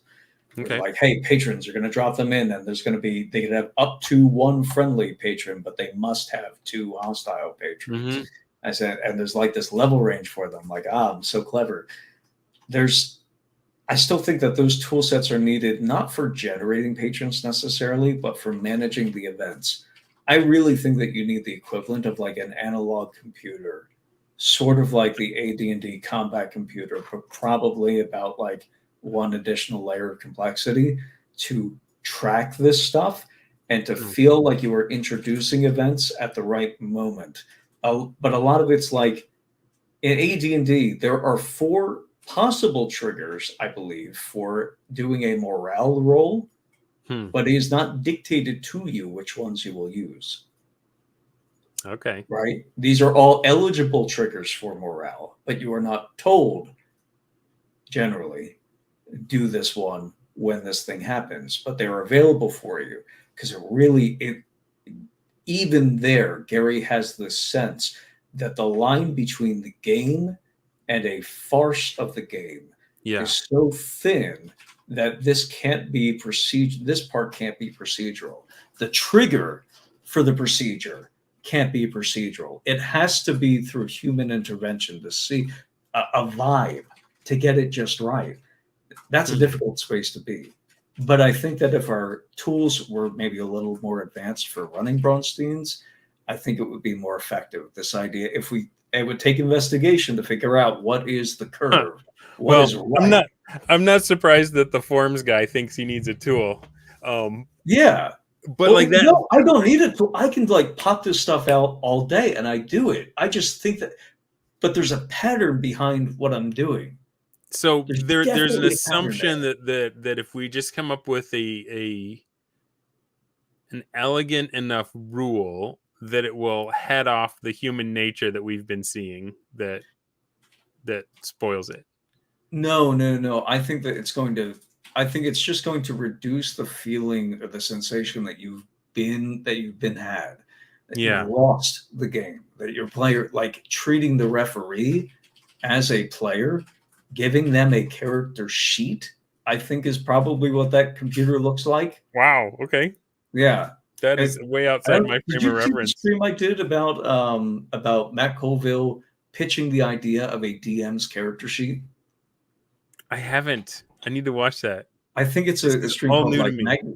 it's like Magnum Opus Incoming or something like that. And it was a lot of fun. I don't think that Colville's original stream is still up on Twitch because they get deleted after 30 days. Yeah. But the idea was, okay, your interface as a character is for interacting with the world is your character sheet. And the DM doesn't have that. They only have the DMG or the DM screen. But there's like no if you think about your character sheet, you have moves on there. The spell rules, the spellcasting rules have been distilled to tell you that you can produce a specific effect. The rules about hit points and armor class and 2 hit bonuses and the specifics of your class have been distilled down to a specific move on your character sheet with a quantifiable result. You could develop something like that for a DM. The question I have, though, is are we repeating the mistake that Wesely made with his second Braunstein? Where the first one got so out of control, he was like, I'm a failure. Everybody was like, this is fun. We want to do it again. And so he made a more proceduralized one that would let him keep more control, and they weren't into it. It wasn't as fun for him. That's the second. So that's going to be my second pitch. Okay. For the Hit me with the second problem. Is I've been running West Marches specific. I haven't been doing conventional games. Yeah. I've been doing West Marches for the entire time I've been a DM. And playing mostly in West Marches when I am afforded the opportunity to play. Yeah. My experience is a lot more transient with people coming in and leaving and coming out, and sometimes the ways in which people exit, even in really hostile and frankly disgustingly antisocial ways, sort of becomes integrates itself into the canon of the server, right? And the games that we run and the history of the worlds that we play in. And so I am as somebody who ran primarily West Marches before moving fully all in into grand campaigns, I had this sense of I had this sense of me being a player. Okay. Right. And so that is ingrained into me because I started out mostly as a player. I still consider myself like mostly a player, designer second, DM third. I'm not that good of a referee. I cover some very basic. I cover basic stuff. Very basics, and that's how I get to like passing and people not cursing me out and give me a lot of praise, only because the bar is so ridiculously low. DMs suck, right? So I'm going to pitch that it's 50 years of having been trained wrong. DMs suck and players deserve nothing. Players often deserve nothing. It's just that DMs deserve less. Whatever you set that bar at, is DMs deserve less. But DMs are the only ones who can fix it at this point, or maybe designers. But again, it's not only a design problem. A lot of it is like vibes and choosing your interjections into the game still have to be chosen. Even if we turn the DM into a player, when you choose to swing your sword, when you choose to cast fireball, there's a better way of doing it. Yeah. And it's so much harder for the DM because every time you make a move, and you are making moves when you play, that has such an outsized effect on the rest of your party, which is your players. So if conventional play was failing because, well, I mean, everyone, I think it's common knowledge that 5e supposedly has a DM problem, that like more people want to play it than people that want to DM it. And the players that are playing it are getting worse and worse because very few of them can run the game from their books. Like they need D&D Beyond and that kind of thing. But if we're saying that even, moving to West Marches and then moving to Grand Campaign or BROSR style or however you want to define it, like every time I take a step, I become incapable of being fascinated with the one before. And I feel bad, but like if someone's like, hey man, you want to play some 5e and I've got, this published module and stuff, and it's just like, I want to hang out with you guys, but like I know intellectually I'm not going to be satisfied with that game. So maybe it's not a good thing to be moving down this ladder. Maybe my end point is anhedonia, where no game will satisfy. No, maybe that's the point of becoming a Mephrodis, right? You just like walk away. But anyway, I'm sorry. I'm getting myself off track. We were talking about like the reasoning behind like conventional play, and maybe me being a West Marches DM and other people like that, enjoying that being in a space but they're more player than DM lets them enjoy these things more. You need a good DM, but you need good players for this stuff to work.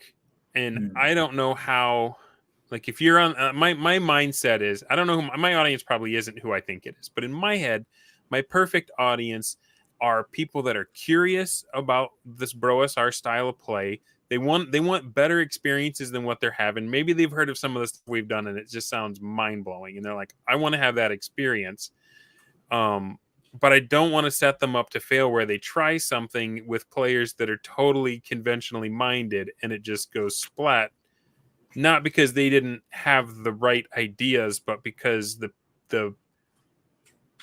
when the student is ready, the teacher will appear. Mm-hmm. Right. So like someone asked me, I want to run a Braunstein. How do I get players? And my advice was, try to get in some Braunsteins, because then you will get to know and you'll get access to the players that are already self-selecting for playing this kind of style.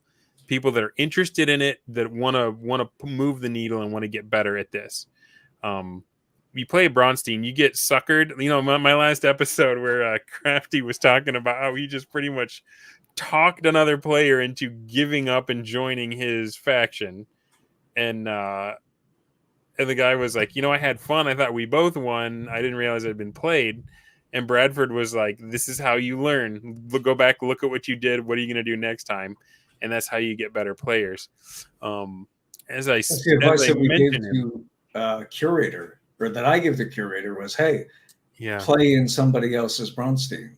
Play in somebody else's patron game first. There's plenty of them out there. And by God, the patron play especially was brutal on the DM. They needed help. Yeah. They were doing one of those games instead of like siphoning off more people for your own individual thing. People just, they didn't do that. So Bradford says, we need to find out how to train people to play and run the real hobby games. So, Phineas says, I have no idea how to play Braunstein. Phineas is in my server. He's he has the Lancer core book, but he's actually one of my 5e players. And I know him from the Aaron the Pedantic server. Oh, cool. So he's like big on like AD&D, and he plays like BX and 05R, I think. He has a bunch of different games under his belt. If I make a Braunstein rulebook, I still don't think that Phineas is going to know how to play, or is going to have confidence in knowing how to play a Braunstein just by having read that rulebook. I think I need the rulebooks. I don't think I've ever, Domanwood Shadow, he's got a ton of them in there. Pathfinder 2nd edition, which is also good. No RPG book includes the totality of human experience from these games. By reading them. It's only through playing them. But again, we've been trained wrong for 50 years. There's so much material in there that people come to think of as just kind of being fake. right? Things that are described in the game, but don't Yeah. actually have a purpose in the game or don't come into play in the game. Like that kind of ruins people. Yeah, you don't learn how to ride a bike by reading a manual. Yeah, perfect. So Yeah. like Phineas, he has the rule book for Lancer. I can throw him the KTB rules. I can just have him make a couple orders or play, or better yet, play in a battle group game or play a session of battle group where we actually play out the fleet combat. Yeah. That's something that can work because it's feeding into the rest of the campaign. I think the problem with referees, God, I really hope this got me to the right answer or something approaching the right answer is I think the problem with our referees is that they're mostly just referees. They're not simultaneous players. They don't really consider That's themselves. interesting. I'm gonna need to think a lot more about that because this is, as I said, that's a new. You're breaking my paradigm right now. I'm trying to like. It's just the sense where like I had people run in Chilmus Valley for just like single sessions doing things that were off that were oftentimes had nothing to do with the rest of the campaign. BROZER ran Linwood Isle, which is like a zombie island in the middle of the largest lake that's like the size of the Mediterranean. And then there's nice. Yeah, I didn't mean for that to pop up just yet. Go ahead and finish your thought. And then there was like a session that you ran at the top of the campaign that was like related to these. I remember what it was now. It was the party went after, on behalf of a necromancer college, went after a rogue necromancer and found like this village that had been basically mulched up and turned and re-undeadified and recombobulated into undead and whatnot. Basically Hunt Showdown, but in D&D. And they found a prisoner who they rescued, and the prisoner said, I want to go over to this. I thank you for rescuing me. I'm going to ask you guys for help soon. And then BROZER said, hey, can I run this one like Eldritch Village and stuff like that over this way? Which was the combination of a bunch of stuff from Brigadine saying Brigadine said that he's running like these fire druids nearby. He brings the local villages together and says, come join me. They mostly do. There's one village that doesn't.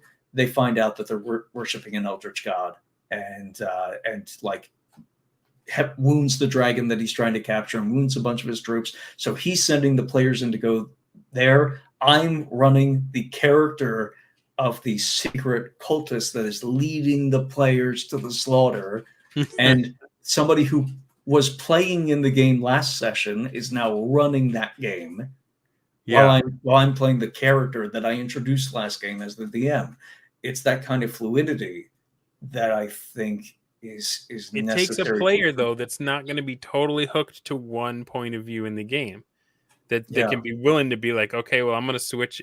You're going to actually be DM for a minute, and you get to run this now, and I'm going to play this other NPC becomes more important. And I think I can do that in Lancer because it has that explicit mission structure. Yeah, you run a mission that has a defined end more than any other RPG. Not any other RPG. You get the idea. More than any other RPG has a defined beginning, middle, and end, or just beginning and end, right? It's going to go for a couple of sessions here, and and then everybody's going to go up in license level, and they're going to be done. I'm going to play Monarch the entire time. I'm going to be throwing missiles at everything. And then you'll be done. I'll be back in the saddle, but you'll have the experience of doing it. Yeah. So I think maybe to cap things off here, because I know we're kind of coming to a close here.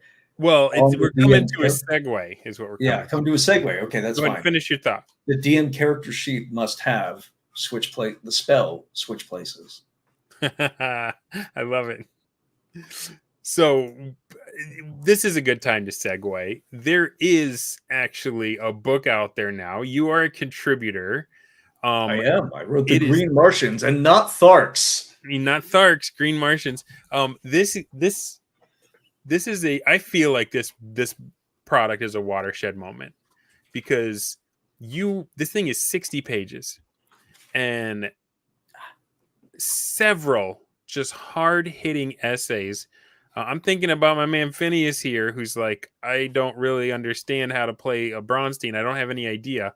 The people that have been coming up with this stuff got together, released it for free.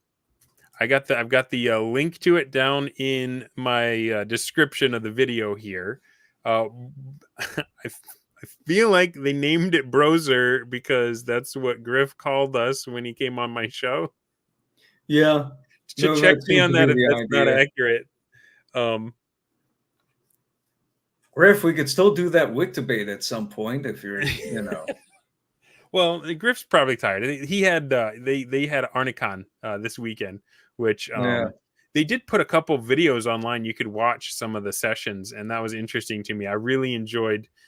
David McGarry did a history of the Dungeon board game, and I thought that was interesting. There was a specific slice of it where he talked about how people would play for like 11 hours at Arneson's house, and he's like, and then we realized we could call him on the phone, and then we could play 7 days a week. And I was like, that sounds like what the bros have been doing, right? And then he's like, until his mom came in and was like, you can't tie up the phone all day. So all that to say, a bunch of people came together to create this thing at just light speed and got it put together and got it out there. So I recommend everyone, it is absolutely free. Go download this sucker and read 2 essays by Jeff Rowe. One of them is about the 3 different styles of Braunstein. I didn't even realize there were 3 different styles. It makes sense looking back.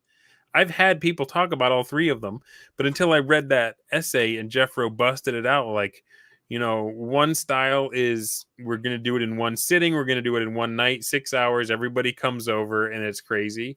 The other style is more like what Rube's doing with his, where you're taking orders either on a weekly basis or on a monthly basis. This is the one I'm playing in for Bradford Walkers, where I'm running the dwarves.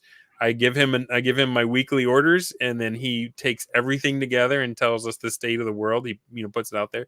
And then the third one is the one we started off with, where it's just like basically an always on campaign where we just give patrons to everybody and it goes nuts. And that's the one that eats DMs.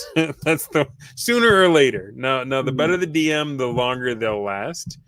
And probably how much heat and people there are in the game. We don't need to retread old ground. But anyway, I wanted to point out this BROZER Island of War and Winter. So what did you specifically Which essay should we read on? Start thinking about this. Which essay should we read on stream? Sorry, what was your question? Yeah, we should read an essay on stream. Your contribution. How did you get involved with this? What were you asked to create, and how did you do it?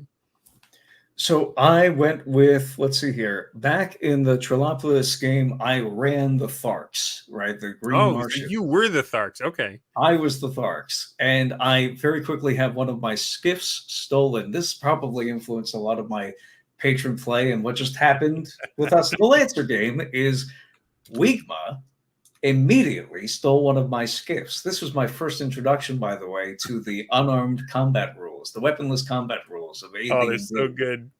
He's so good with those. And apparently he was just tossing Tharks over the side of this skiff left and right. And so that's how I lost one of them immediately. I was like, that's my most important resource. So I tried to follow those bastards to see where they went. And I was led to the town of Hobgoblin.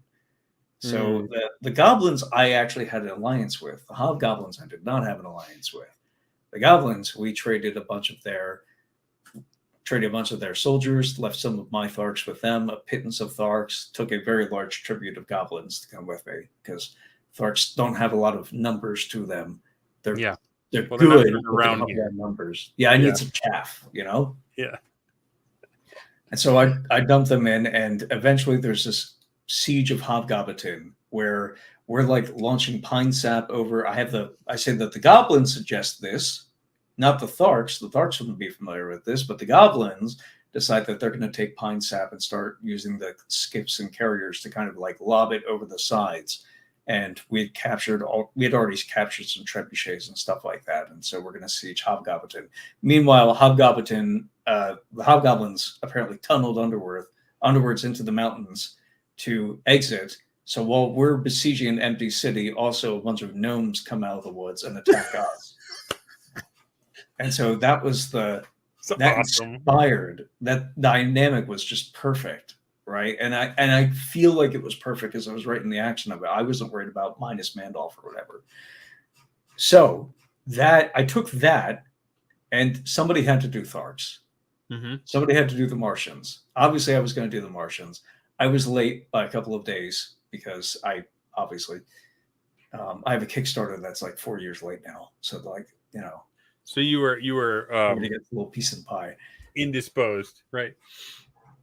No, I was just inflicting. It's a habit of inflicting pain on people now. No, I was indisposed, but so I do the Tharks, and I try to think like, all right, what's the mix of background, cool patron stuff, and still, what's the mix of like faction level mechanics that are going to be fun to interact with, that are still going to be interesting, or have the right mix of individual level mechanics that are going to be interesting for the players. Yeah. Right. So if you scroll down, I actually have the PDF up with me right now. I don't know. Do you want to share? You can share as well. Oh, I don't. I have it on a different screen. Do you have the PDF on your side? I think so. I don't know if I have it on this computer. Let me find it. I might have it on here. I have it on my other one for sure. We'll cut this out in post when it goes live. I don't do post. What are you talking about? Do I look like a guy who has time to edit? I'm in 4 different Braunsteins at any given moment. Camberstein is nice. Hollystein. But yeah, so I have it on a different like computer right next to me, so I'm just going to pull that up. Okay. And then you could grab your version while you're in the middle of that. See, I'm logged into my publisher account. That's what my problem is. That's what I can find. I need to log out and log into my other one. This is a tip for those of you that haven't published on drive-through. Do a second account to publish on, because once you become a publisher, you can no longer rate or review the stuff that you've bought. So I have a personal one, so I can buy stuff, I can review it and rate it, and then I have my Dundermoose Publishing. That one doesn't have anything that I've purchased. So yeah, so I have so I did the Green Martians of Little Pinar, and the Pinar being a Thark city state that isn't trademark or copyrighted, or we don't have to worry about IP when it comes to that. We have enough IP concerns as is, apparently. These Tharks were encountered an elf fold ship, which crashed, and a bunch of red Tharks got there first, and the elves and red Tharks basically killed each other. There were barely any elves left. They prayed to their gods that they would be able to complete another fold jump. This was their only hope of making it back. They would be able to complete another fold jump before the Tharks killed them all. And the elven gods answered by allowing the Green Martians to ram their skiffs into the elven fold ship, and then they teleported back, and then the elves were slaughtered to the last man. And this is how the prayers were answered. And the result is this basically elf spaceship embedded into a cliffside, in which the Tharks live. Very defensible position. There are docks. There's like a hangar bay for their skiffs, and a bunch of damaged skiffs that they don't know how to repair using earth metals. They're unawares of how best to use earth metals to repair their stuff. But a player could do it, or a non-player could do it. A fellow patron could take advantage of that. If they kill all the Green Martians, then they have a bunch of presumably undamaged skiffs, and also a bunch of damaged skiffs, and the materials to repair them. It's just the Green Martians weren't aware. So radium guns as well, right? Radium guns. About 25% of them, I think, have radium guns. Yeah. So we have that. There's also a note there, because it basically teleported into the side of the cliff. Like, it's not really accessible, except either by a sheer, you either have to walk sheer up, like up a sheer spider climb. Sorry? I said spider climb. Exactly. Or you have to go, which is perfect for a player, not so great for like amassed troops. So this is more like, Yeah. so again, better from that approach, pretty good as like a player mission for somebody else, Yeah. but still something that other people can pursue, other factions can pursue if they have a means of bypassing that problem, right? Can you assault this directly? No, you got to think for a moment. You have to have like a siege tower or maybe a really tall ship. Maybe you have to build the equivalent of those like ladders that were, I can't remember, the siege towers basically, Yeah, right? yeah. Basically a really big ladder that's well, I like it that you don't have to solve it. That you're just like, well, this is tough. What are you gonna do? yeah, and there's Put it like on them. it's described in the kind of like Act's natural language that's specific enough that you understand that this is a game mechanic. It's supposed to be interacted with, but the solution, there are multiplicity of solutions because height is not a problem that only needs to be solved one way. Yeah. Right. You could do that with a number of existing spells, vehicles, mounts, right? Troop types, but also things that you can invent on your own in a plausible way that the players can invent. Like, for instance, let's go cut down a bunch of trees, and then we're going to float them over to the side of these dots, and then we're going to use those as ladders. Yeah. Perfect. You can do that. You have Or we to could spend light the many trees days and underneath waste it as and many fill it random with smoke encounters. and make all the Tharks come out. Yes. Right? Yeah. Well, that's the other thing is in the troop description, I wanted to do something peculiar. You have the Tharks. So the Green Martians were originally based off of the Hobgoblin entry in the DMG, Okay. and Hobgoblins will have something. I think like basically 10d20 troops. I think it's like either 10 to 200 or 20 to 200. Yeah, those overland tables are huge numbers. Oh yeah, and then you have like the chief and the sub chiefs and the bodyguards. The Tharks aren't magic users, but they do have captive magic users for reasons that are explained in the location description. And but also hobgoblins have carnivorous apes that guard their lairs. Wow. So I said, well, there's these like 8 armed or like 4 armed, some number of armed. It's got to have at least apes. 4. Yeah, on Barsoom, there's a bunch of apes that are large and they have giant white 4-armed apes. Yeah. I was like, all right, well, I'm going to put a little spin on those because I can't like copy them exactly. Yeah. But I'll just go with this. I say it's an alien virus that kind of works like lycanthropy, and it works on a specific list of creatures. There's any ape-like or monkey-like creatures, right? The simians, basically. So if you have a existing giant ape or carnivorous ape, you can turn it into this other kind of ape that's a little bit stronger and because it has more arms and a little bit more vicious. Goblins, because all types of goblinoids for their sins in the Trolopolis campaign. I was going to make sure that they got theirs. And also lycanthropes. This is an alien virus that will transform lycanthropes that interacts with the curse of lycanthropy. I love it because you might not have known that guy was a werewolf, and then all of a sudden he grows a couple extra arms, and you're like, oh. Yeah, it starts looking a little apey. Starts looking apish. And then I didn't know this, but then I started looking through the rest of the factions to see what was going on, and I saw like the Rat King was a faction. Like there's a bunch of were-rats running around in the campaign. Oh yeah, dude. Oh, now it's getting interesting, right? Like lycanthropes appear in the regular AD&D city encounter manual, and there's only a few of them that will appear. They have a very small number range on the overall. Each individual lycanthrope has a very tiny range on the overall D100 tables, both for the day encounters and night encounters.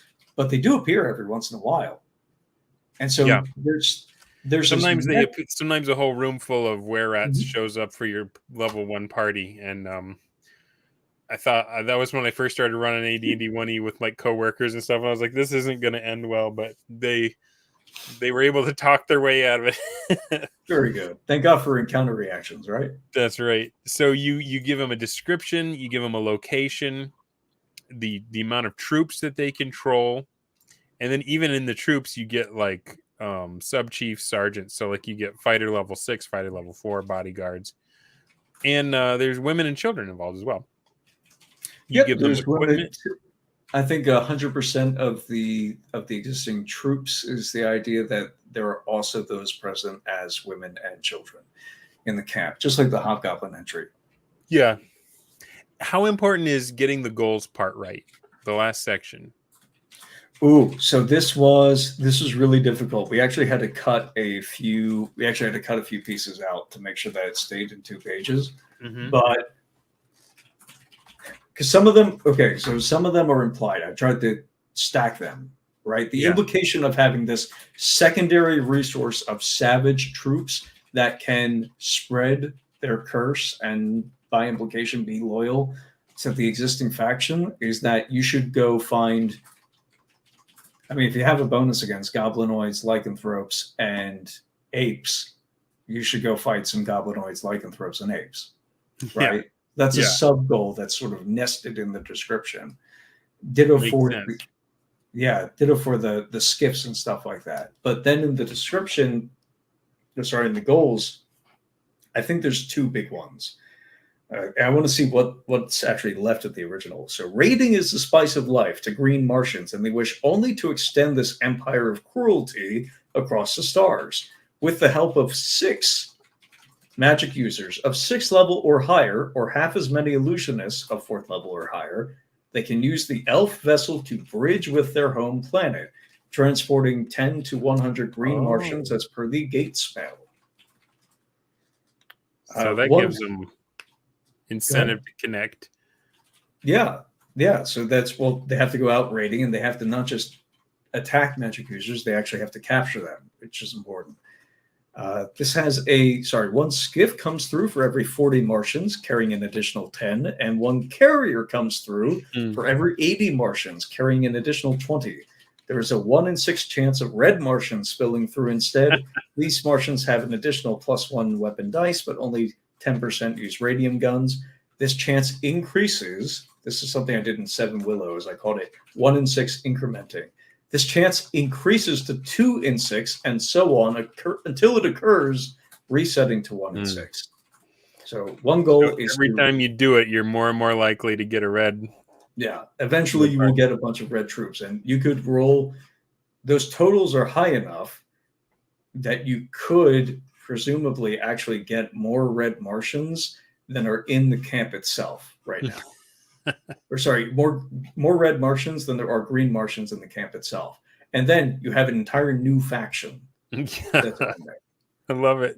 So that's one thing. It's like that's an example of the Uno mechanic in play. It's very idiosyncratic. It can't really be generalized, but that is that. Because red and green do not get along, right? No, they do not. They hate each other. And that's why the ones with fewer guns but in melee are approaching inside the base in melee. Yeah. So it's a press your luck mechanic. I love it. Because here's the thing with goals that I've thought about with Braunsteins is like you may have some initial ones that you give to the player just to get them so they have something to hold on to. But how long does that stay their goal before they start coming up with their own substitute goals for what they want to accomplish in this session? You know, it's a good question, and I think it's okay so long as they're not being a pain in the ass. Yeah, like that was the problem in Chillness Valley. Was there were a bunch of people? I was like, hey, this is of both varieties. People who were just being pains, but from a good place, and people who were being pains just to be pains. Like, hey, it's a mage college. What does a mage college want? Have you read Jack Vance? Okay, get back to me. Yeah. Like, ask me some other time after you know the answer. Or they would start coming up with goals on their own. Like, all right, well, I want to be like this traitor person to this person, and also I want to be the represent. I want to be like these kinds of elves, and I'm inventing a bunch of other stuff off the bat. It's like, man, huge pain in the ass. Like, just stop. Like, if it's already a blank slate, go for it. But if you're like Yeah. simultaneously asking me for the details and then telling me what you're doing instead, that's a problem. So what I did was I created goals that were implied just by the I took goals that were implied by the little bit of background and the existing troop numbers, existing hard numbers, Yeah. because I figured that those would be goals that were, even if you invented your own, they couldn't be ignored, but they Yeah. implied a wider conspiracy. So if you continue on, you'll see let's see here. So it's that explanation of the spice of life. To gather the requisite wizards and never be placed on the defensive, Little Panar's Martians try to incite rebellion in the other factions through Wow. capture. Officers, spouses, and those beloved by their communities are prioritized, whereas leaders are not targets for capture, though Little Panar can be paid to kill them. Not only does the capture of a leader tend to rally loyal troops and give disloyal troops a chance to desert, it robs the Martians of a chance to truly turn their target against themselves. A good Castellan is either priceless or not missed at all. Any attempt to rescue his wife, on the other hand, can only muster a smaller force. Worse, the Castellan can't afford to abandon her, lest his leadership be questioned and risk open rebellion. And okay, so they like setting up dilemmas. Yeah, they do. Because then you're going to pay. That's a great Braunstein thing. Is like, how can I, by what I do, not just make them mad at me, but make them worried about their own faction? Yeah, and that's also an opportunity to bring other factions in. Like, let's say you, Dundermoose, killed somebody right off the bat. You got a few lucky rolls. You went really hard at them, and it paid off for no apparent reason. Right? The dice just smiled on you. I was supposed to die because the DM hated my name. Mm-hmm. And didn't want me to get away with what I thought was a Chad move out of the gate, robbing everybody else blind, because everyone else was so eager to get off the ship. He was like, I'm not doing all that paperwork. Someone's going to come back and find you. And they were like, yeah, and someone's with me. And I should have been dead to rights. Yeah. So you do that. Right. Somebody's pissed off, but it's not actually the end of the campaign for them, because now there's going to be, by your successor inciting rebellion in these other places, by extension. And specifically a rebellion that hates your faction. It's not a rebellion that's friendly to you. It's a rebellion that's so viciously upset with you that they're willing to kill their own men to get past them to get to you. Which is an opportunity for that fallen player. You make one morally great choice right at the beginning, and you become the worst supervillain of the whole planet. I feel for you, which is why I... Don't feel for me. I feel bad. I felt bad for Frog. I felt bad for Fluid that they just got deleted from the campaign right off the bat on that game. Not in the sense of sadness, of course. It's in the sense where, like, I would like you to do this more, and so I must. Yeah, I want to play with them again. Increase the pressure. I want to play with them again. I don't want them to just roll their eyes and be like, "Well, that was stupid." I was stupid, but yeah. Well, more likely the rebellion will end once the Martians' captives are returned to their community. 50% chance if dead, 75% if returned alive. So that's another player mission. And then, so now the Martians have a new goal, which is keep those fucking players away from our slate pens. Or just like, normally they're gonna pay the ransom outright. And I think that there used to be details. Yeah, so there were details in the description about how, like, with each incrementing chance of rebellion, there's like a simultaneously incrementing percentage of the active troops and funds that are taken from the existing player that they get to use. But the player doesn't get to know about it until the rebellion is in full swing. And then there's this last final thing there. Taj Lakar, that's the name of the 8th level ranger that leads these Martians. His muse for this cunning strategy is a chaotic elven magic user named Vithian the Beautiful, who bargains with Lakar in secret every full moon to prophesize his future, enable contact with Mars, and trade for secrets or elven prisoners. Vithian the Beautiful's objective is to spirit the elf fold ship away to his home in Jupiter's clouds, free of any Martians. So just abandon them there on the Isle of BROZER and take their ship with them. He wants to take the ship with him. So that's another player orientation. I think there's a note in here about how I rolled for it, by the way. There's 20 bodyguards. That's a lot of bodyguards to be around this guy all the time, except when he's with this chaotic mage. Right now, he's still pretty high level and he's got some sick gear, so he's a but problem. there's that moment of vulnerability that you introduce. That's what I'm talking about with the faction player. Is like, you're not just thinking how to win. You're thinking, how do I give him some strengths? How do I give him some weaknesses? You're thinking more like a DM when you're rolling up, when you're creating the faction. Now, when you play it, you're just going to try to win with it. I'm thinking like a game designer. This is like Total War Warhammer, you know? Yeah. Like, exactly. And when I was doing the patron play, I was basing all my patrons off of basically Total War Warhammer factions. The warfare system that's attached to Gelatinous Valley works a lot like Total War Warhammer, just expressed in dice instead of a computer screen. So I guess to answer your question about goals, how do you write them in so that they're not things that people just abandon, but also aren't mandatory, is they're kind of implied.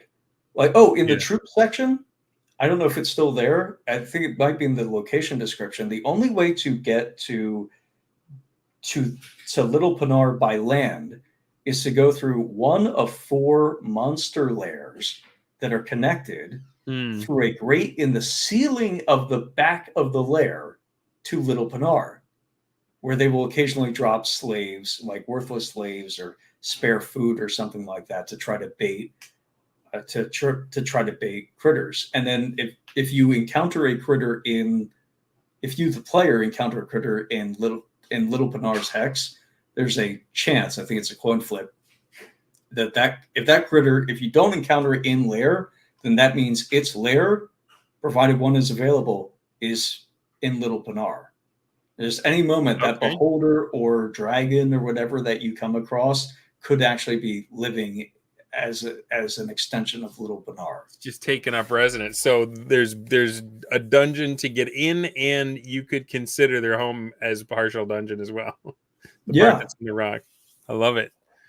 So these goals are set up in a way that, like, okay, they're just features of your domain, right? You're naturally, I think, going to pay attention to them, or maybe not pay attention. You don't have to pay attention to the layers in your campaign, but they are a resource to make use of. You might not care all that much about lair smashing, but they're a resource. Yeah. And you might not care all that much about trying to get more Martians, but they're a resource. You might not care about getting more Goralians or whatever Goralians the monkeys are, but they're a resource for you to use.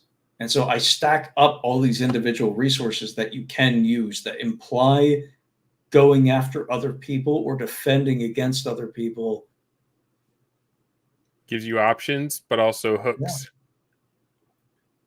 I love it. Like, what do you think? If you were playing this faction, what would you go with? Or what would be your first priority? I'm really interested in the Goralian mechanic. So I would be trying to find ways to spread that virus and grow my forces that way. Again, it really depends. Who are you playing against? What faction are they playing? Who's DMing it? So there is actually someone is running a they're doing an Amber dice list, but using BROZER. So they said, would you be interested? And I was like, I would. However, I'm saying yes to all of these because I have the fear of missing out, but I also want to know what I'm talking about when I have you guys onto this show and talk about it. So I got 2 motivations for not having any boundaries, but don't you dare drop out of mine to go into BROZER, by the way. I'm not dropping out of yours, bro. Yours is easy. BROZER. I give you something once a month and I'm good. That's awesome. That's fun. But one of the things I really enjoyed was playing Gangbusters with Fluid. That was a very unique experience. And I got to play the News faction. And so I thought, let me scroll back up. One of the major factions was created by Kess, is Frogtown. And I thought, well, who would be a good I'm not running Frogtown, by the way, but I thought who would be a good representative from Frogtown who maybe was news minded, and because if I wanted to run a news agency and then keep tabs on all the other factions and like have my little weekly, you know, hi ho, Kermit the Frog, and then we get back to the Muppets, and it's just Kermit perfect. the Frog here. It's just perfect. So I'm gonna be running a frog from Frogtown, but I'm not the Frogtown faction, and I'm just gonna be in my head anyway. You know, you never know until you get in there and you start getting greedy, and you want that duper's delight, and you want to fool people. But in my head, the way that it goes now is I have little Pepes around the map that can be my field reporters, and I don't know if I'm going to get the straight dope from them or not. I might get lies, but I will have something to report on, and I can meme it on Twitter, and because that's the other thing that we haven't talked about with a Braunstein is just the memes, the way that you can trash talk the other players on Twitter, and like it's so much fun just getting the hype going. I do want to show off some of these essays though. Like it starts off with an essay by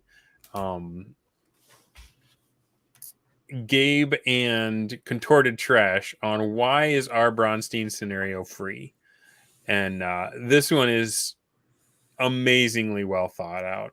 I mean, it's not just like a throwaway thing. Like it really gets to the ethos of why this thing came out and why they did it the way they did it. And then we get an essay by Jeffro on running your first faction Braunstein. So Phineas, man, this is free. You can get this. You can read it. You can get in the headspace of the guy who took us on this journey in the first place. And Jeffro's actually got a second essay in the look at that art. Amazing. It's Speaking very of rat good. people. We've got a write-up by B-Dubs on what's going on in the module and how to use it. We've got a brief introduction to factions and faction plays by Kursova. I think, and then it jumps right into the factions. I think at the end is where Jeffro's second article is. Man, look how many factions we've got. This is a ton. There's a lot of them. We've got a map by Purple Druid, World of Worth. Oh, yep. So here's the appendix, bro. These are the people that submitted, and then here go battle rules for old school fantasy games by Jeffro Johnson. So just a ton of value here. I can't believe it's free. 60 pages, awesome essays by people that have thought about this on a deep level and just grok it. And if you go through and look at the factions, it is a who's who of the BROSR that has submitted for this thing. So I'm really excited. I'm glad it's out. I know that some of the other people that I'm close with, at least in the sense of doing this show and stuff, may not be happy about it. But here's the thing: we feel bad about charging for Chilmus Valley when it comes out. I'm going to have to call it something else. Hey man, I got my pamphlet. I'm charging for mine. My Dunder's 20 steps to rolling up a 1 EPC. So don't feel bad about charging, unless you read that article and then or that essay and you're like, no, they're right. I shouldn't do this. Chill Griff Valley. I'll change it to Chill Griff Valley. I don't want to step on I had Griff on. I let him have his say. I was polite to him. He thanked me for giving him a decent shot and not just talking over him and being rude, right? He knows I'm in, as he would say, he knows I'm a BROZER. But we get along. But I just sat there and laughed while he called all my friends jackasses over and over again, right? I feel like we are more polite to the enemies than we are to each other. I feel like there's times that I have assumed that because Jeffro is coming from what I perceive to be a stronger position, and that the people that come against it, I see them, maybe it's a Protestant thing, I see them as the weaker brother, you know, and I extend more grace to them than I do to the people on our side. But I do feel like oftentimes Jeffro gets the short end of the stick. Do you like want to jump into this? Because I have spiels for days and questions for you for days on this. Let's do it, man. Let's go. Okay. I'm gonna keep yawning because it's like after midnight here for me, but this is a good talk to have. Yeah. So the I mean, keep me on as long as you want, as you know, as is practical. Because I don't have work tomorrow morning. I just have the Lancer game. I don't know, man. Like especially like a year ago, I was not going after people. In some cases, I was, right? Like I was calling Alchemic Raker a joiner. I was referring, I think, to Crossface as a joiner. The word developmental is such a nicer word. I was sort of lumping the worst thing I could possibly do with those guys. Like joiner is like can be funny and stuff like that. Not if I'm lumping them in with curator, right? That's like it's funny, right? It's definitely funny. But it's the kind of funny that, like, I don't know if you're just saying that about somebody while they're not in front of you and not laughing. I think so. I described the last time we were on the show together. It's true. Like, that's the kind of meme where the person has to be in front of you and laughing to make everybody else comfortable and kind of raise the overall bar of friendliness. That's the best kind of like mean joke. That is bro humor. Yeah. Right. But not if it's like, even if I'm saying it like in a pet, people don't get this. I might be thinking that Alchemic Raker is looking at this while I'm at the moment that I tweet it, right? Because it's in a place where he can see it because we're both on Twitter. Yeah. But that's not really how it works. That's like, I'm just kind of saying something rude aloud in a place where he might see it later. Right? Yeah. And the what was it? Crafty Matt was in here. I don't know if Roland Bones was in here. I said a bunch of stuff that like I was basically heckling Ryan Howard in his chat in what I thought was a funny way. I don't know if it, looking back on it, I don't know if it was. Oh yeah, the written word. It is very difficult to get that nuance, right? Even if I was saying it, if I was heckling him from the stage and he could hear my comments, I don't know. Like it's in the middle of him doing a hit piece on Matt Colville. It's not a good hit piece. Those guys have been. I'm going to say this now. They have been.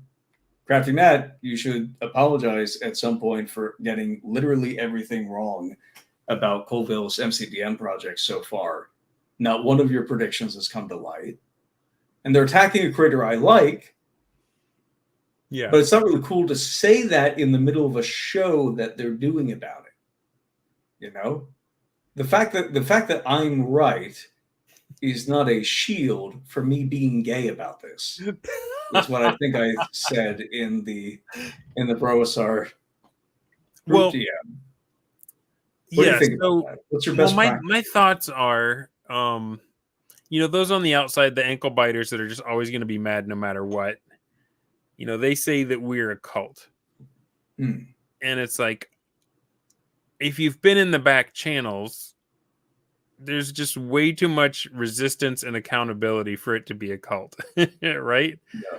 But I have we talk about iron sharpens iron and how like we welcome the debate.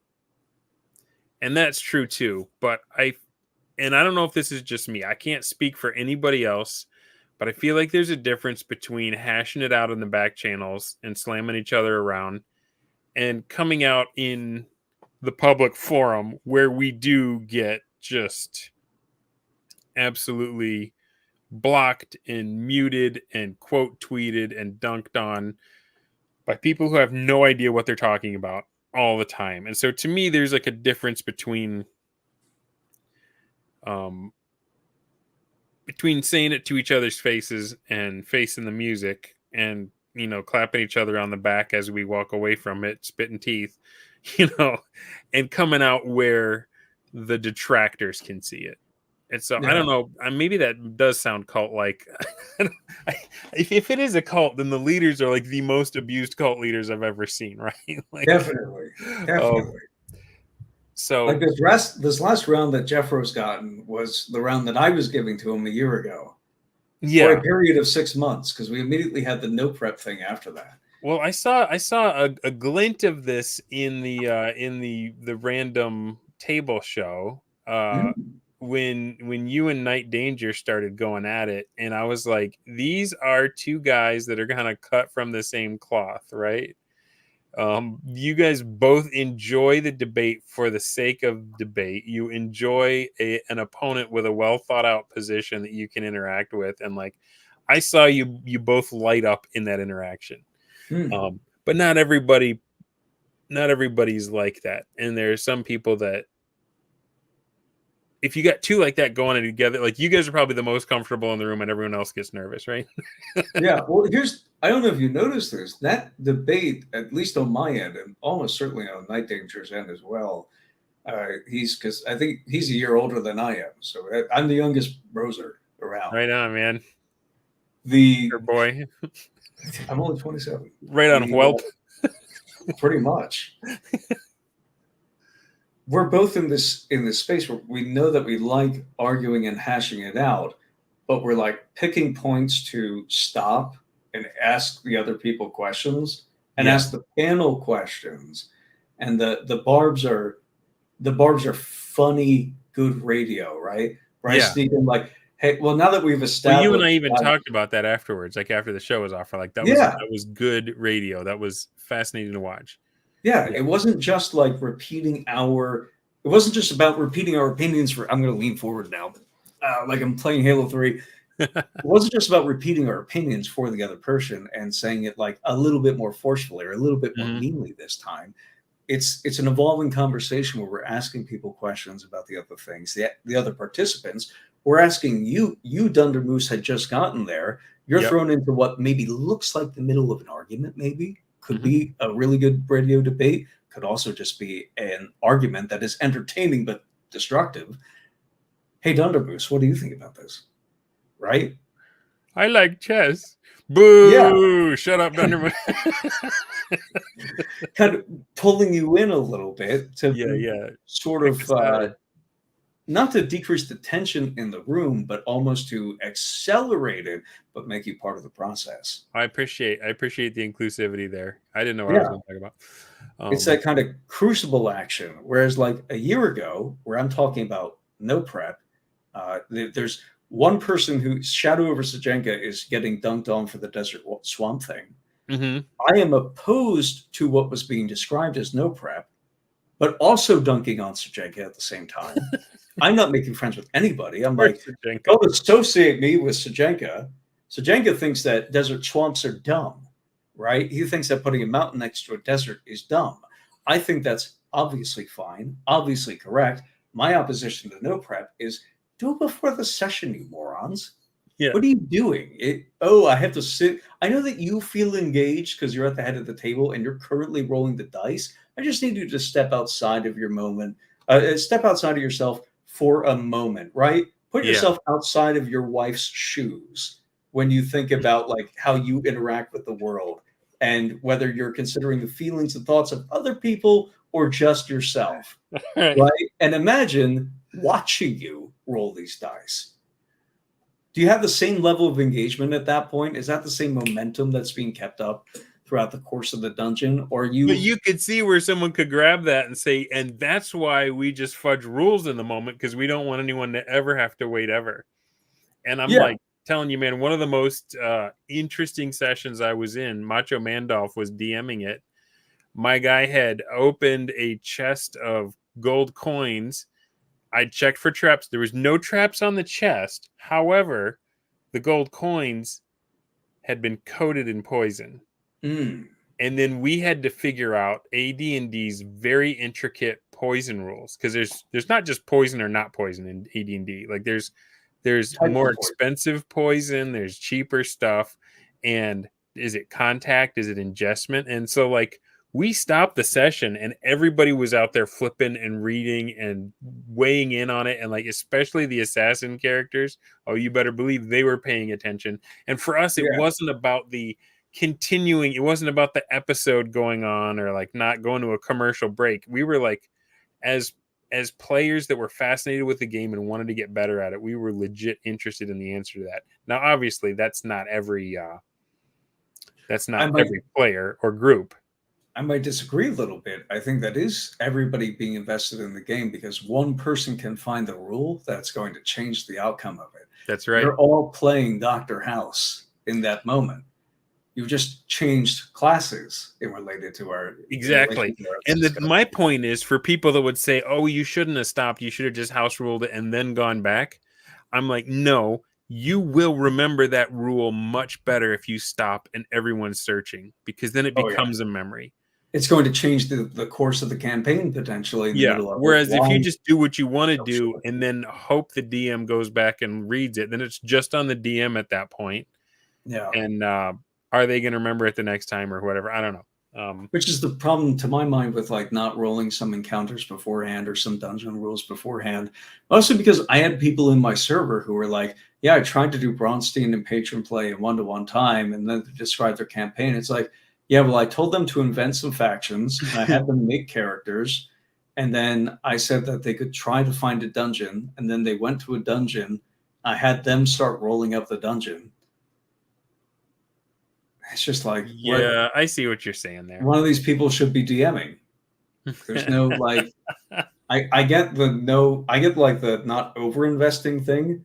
The no investing thing is, I don't care about anybody's personal opinion. That's not the advice in the DMG, page 86, which is why I released the. And I think the stuff that Jeffro has been saying, like he's been giving advice on how to roll up dungeons too, and how to respond to those random tables. And it's more along the line of what you've been saying, as far as like you can do it ahead of time, or don't stay in the random table. Once it gives you something that has meat on it, go with that and DM that. Don't just keep rolling on the random table for more randomness. Yeah, he's definitely approached. He's definitely because here's the thing. Now I'm in the position of defending the random table now, but I'm doing it like this is just a personal problem of yours that you have to be devil's advocate. Yeah, probably.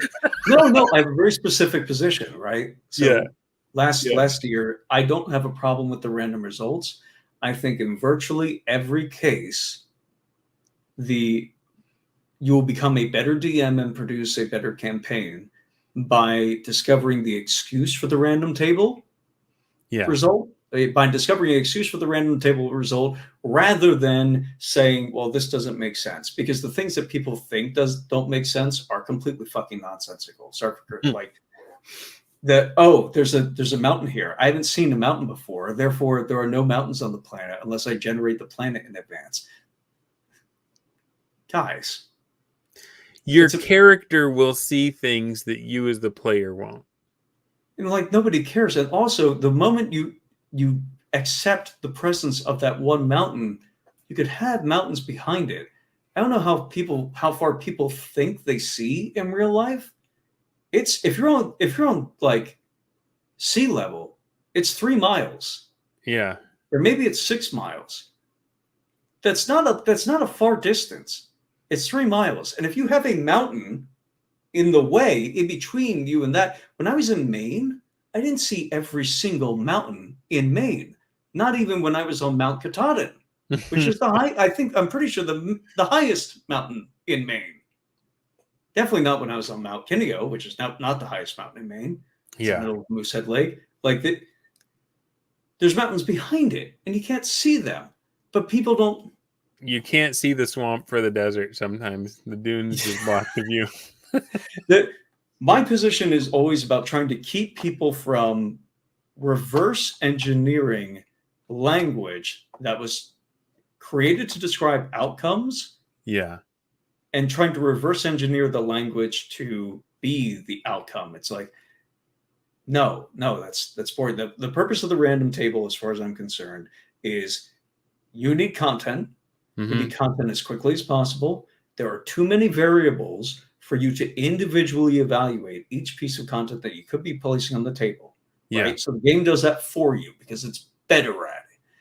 Doesn't matter. There's 4 goblins and 4 skeletons. They're going to die the same way. They're probably going to deal the same amount of damage. They might die. One might die faster or slower, depending on what kind of characters you have in the party. Doesn't matter. Put it on the table now. You want 6 encounters in Adventuring Day. But what the referee is there for, that the game can't do, is connect these encounters to one another.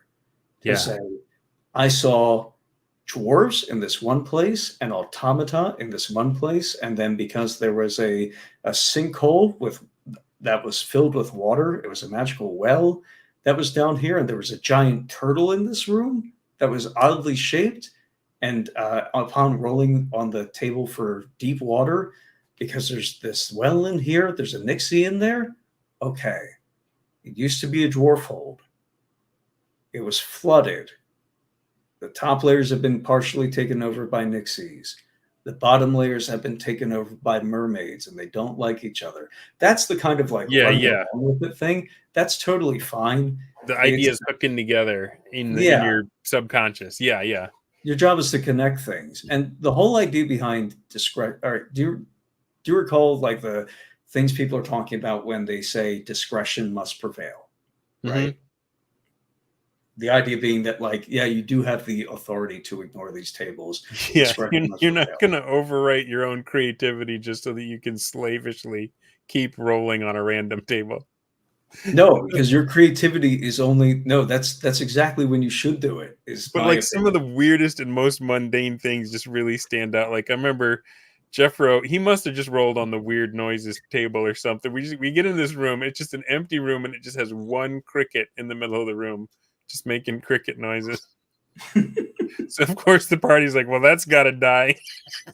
Went in and stomped on it. And I'm like, I don't know why I keep thinking about this stupid cricket. It wasn't magical. It wasn't a trap. It was just a cricket. And they were like, that means something. Kill it. Kill it. Yeah. It's like, go with that, right? You're not going to produce that. I think, I guess I got 2 pieces of this spiel, and then I want to go back to the us being angry and rude to each other. Yeah. I think, I don't know, man. Like I have in one of my essays the idea that I think it's about author branching narrative, and sort of a follow up to that debate I did on Wix channel with Harmony Ginger. Just the idea that, like, all right, the games that people are describing about narrative don't match the games that they're playing. The games that they're describing require a lot of content, but they're spending too much time on it for no payoff. And they're cutting out actual game time and the overall momentum because they feel like every hit point wrangled out of these monsters needs to be bespoke for some reason. And that's dumb. Right? I think that your creativity, if you roll in room contents in Appendix A, there's one result that's special or stairs, right? Special, you can put whatever you want, or stairs if you don't have something to put wherever you want. I love it. I think the implication is about correct, that your individual creativity is enough for about 5% of a dungeon or 5% of an adventuring location. Even when I've gone really hard on these locations, 5% seems about right. And that's not limiting to me, because it means if I get 5 rooms of my own design, I can run a 100-room dungeon. Yeah. That feels right. Well, and that's the thing is it is a resource that you do not have an infinite supply of. Creating and deciding. Like, I noticed years ago that when I played a video game, if I then tried to write afterwards, I couldn't. And because basically playing a video game is you're making a bunch of little micro decisions and then immediately getting feedback, getting paid off. You know, I'm going to charge the machine gun nest. Oh, they shot me. I'm going to have to go from another angle and throw a grenade this time, you know, all that stuff. And I realized the reason I couldn't write after that was I was wearing out my decider. Because when you're writing, you're saying this and not that. This one and not that one. And it's the same thing when you're being creative in the moment, coming up with something kooky and weird. But you've only got so much of that. and you're spinning a bunch of other plates, so you've got a cognitive load of just keeping the game going as the DM. So yeah, I get that. That 5% is, and that's all they need to fixate on. Yeah. The other thing is, and I've said this before, I've never heard players like high-fiving and talking about that awesome thing that you created for them as a DM, that amazing story twist, or that weird thing you made. Like, they always only ever talk about the cool stuff that they did. We found a Hydra and a vampire in the same room. Yeah. I tied I tied a cat to the imp's tail. The stuff that they did is what they're excited about. And so it's like, why am I breaking my butt trying to come up with all of these creative things for them that they're going to breeze past so they can do something stupid and then hoot about it later? Why don't I just jump straight to the stupid? Like, why don't I just, like Jeffro, just important that I spent 18 hours creating a new kind of goblinoid. Yeah. Die into it. What a waste of time. My goblins are brown. Yeah. Ooh. Yeah. But I do want to say, they have. Oh wait, you didn't roll that up in advance, so I get to wait here. And if you had rolled it up in advance, you would know that one of them has a flame tongue sword, and you could have used it, and it would have made that encounter a lot more fun for you than it was. Yeah. I see what you're saying. I'm picking up what you're putting down. You can still do no prep, but just do it ahead of time. Yeah, like when I'm talking about no prep, I'm talking about like don't create bespoke content. Yeah. Right? Like just roll up the stuff that you're going to have in the game. Get from 0 to 1 using the tools that the game provides. Yeah, because doing it at the table isn't the important part. The important part is you not shooting yourself in the foot. Yeah. And analyzing the ballistics instead of getting some monster encounters ready. Right? Mm-hmm. It's not like, ooh, I'm a waitress and I'm trying to remember your order without writing anything down. Oh, that's so fun. It's like, yeah, that's amazing. At best, you're not going to screw up my order. This isn't really exciting for me. At worst, I'm going to be here a lot longer than I want to be. But to get back to I'm sorry, go ahead. Well, just briefly, because I wanted to ask you a question. The example is like the kill shot example is a goblin. A goblin has been found dead with an artifact next to him.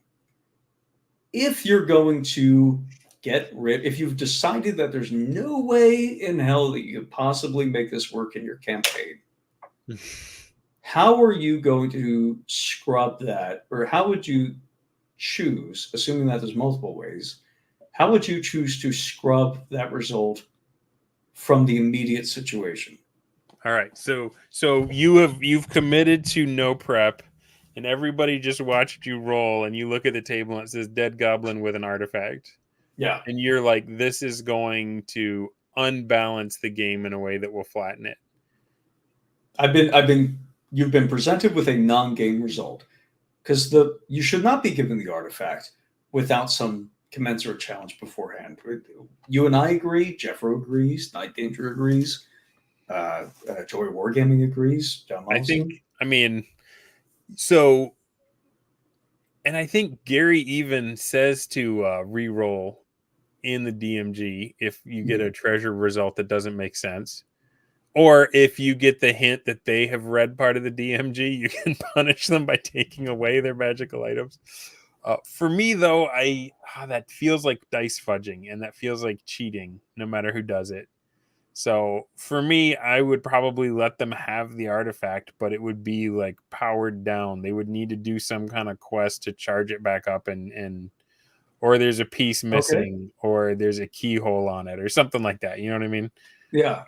That was the example I went with was a map, right? Oh yeah, perfect. The result, yeah, it's not actually the artifact; it's the map. And I do this with a lot of results. Is I would love it if there were an asterisk on certain ones. Like a dragon is something that you can get short. You can just drop it down on the table, and you can get a lot of mileage out of it. Mm-hmm. But there is the imagined mileage of knowing that it's coming up in advance and having some ideas to kind of play around with the environment that you're more familiar with. Yeah. Hopefully the dragon is as well and make it more effective. Ditto for hags, right? They're supposed to be tricky and offering bargains and stuff. the idea that you like, when you get these results, you get a free reroll. You have an asterisk next to it that says, go ahead and roll again, or substitute it, and go ahead and either roll or pick a substitute. But it's going to one be related to this result. You roll the hag, you instead get the hag's minion. Yeah. The hag's still in there. So with the artifact, as Alchemic Raker said, to keep it from being in fudging territory, you have to use results to inform you. So artifact equals map to artifact, right? That's your asterisk. Still on the table. Yeah. Or the goblin has a note about the artifact.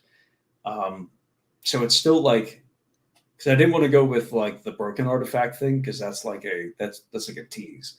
Yeah, it is. So these nuances don't get explored on Twitter, and we're just kind of like, yeah, we fight, but like it is raw. So I was just looking at the men entrance in the monster manual, because so that I've been doing all this YouTube stuff, and I've been doing all these Braunsteins. I have not been playing my own 1E campaign that I started with my coworkers and stuff, and like have stopped even like downtime messaging and stuff. And so like the game is at a point where either I have to let go of 1-to-1 time and say, all right, well, we're going to pause it back then and pick it up when you can play. Or I get to do some of these Braunstein-y abductive reasoning things. And obviously the reason all communication stopped was that something froze the entire starting hex in a giant crystal of ice, and everybody inside has been locked in time. And I want to run a Braunstein around it of the powerful people around it, like coming to realize that their whole village has been locked off in time. And what are you going to do about that? They're all stuck in Groundhog Day. Yeah. So I've got a baronet who's basically a knight that they purchased their title and they can pass it on to their children. Like a knight, when you die, your kid's not going to be sir whatever. Like he's got to earn it on his own to become a knight. But a baronet, not as powerful as a baron. They're pretty much just a hopped up knight, but they can pass it on. So I'm trying to figure out, okay, how many, because I gave the knight like 15 people, because we're starting so small potatoes. These guys haven't even made it to the dungeon yet. Give the knight 15 people, and they got the baronet. And so I'm like, how many troops can the baronet muster? How many does the knight have? And then like, are there any other knights that are seeking to make this knight their vassal, or that he's done that to them? And so I threw up on Twitter, because I'm like, how many guys do you give a knight in your games, in your campaigns? How many can he muster, of what type of troops? Yeah. So I was looking in the monster manual, and it was under men. It was talking about most men have 1d6 hit die, and saying if they're of a certain level, they may have a magic item. And it tells you for what class of they are, which items are likely to have. And it's like, for a cleric, if you roll up a cursed magic item, it says roll again. And if it also comes up with something a cleric couldn't use, like a magic sword or something, then they don't have anything. So it's kind of like there is a rule for rolling again, but it's not like just pick whatever you want. It's like, all right, you roll a second time, and if it still doesn't work, they just don't have it, Yeah. So all of these are germane because we have driven a stake in the ground and said rules as written. And I think it's important to know why we did that and what was the purpose of it, so you can know when to cling to it and when to let go. Yeah, because I don't want people to. We're not playing Lancer rules as written, because there are places where Mothership or Traveler will produce something that's not in it. We're not playing Axe rules as written when we take stuff from 1E and put in, or patron play and put that into it. The point of rules as written was that it got us to 1-to-1 time. And we wouldn't have tried 1-to-1 time if we hadn't committed to that first experiment with rules as written, right?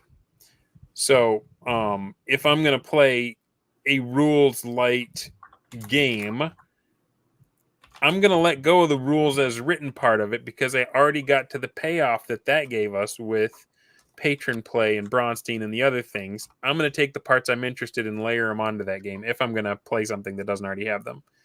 1-to-1 indirectly got us to Braunstein, right? So that's not the only value of 1-to-1. 1-to-1 has a lot of value.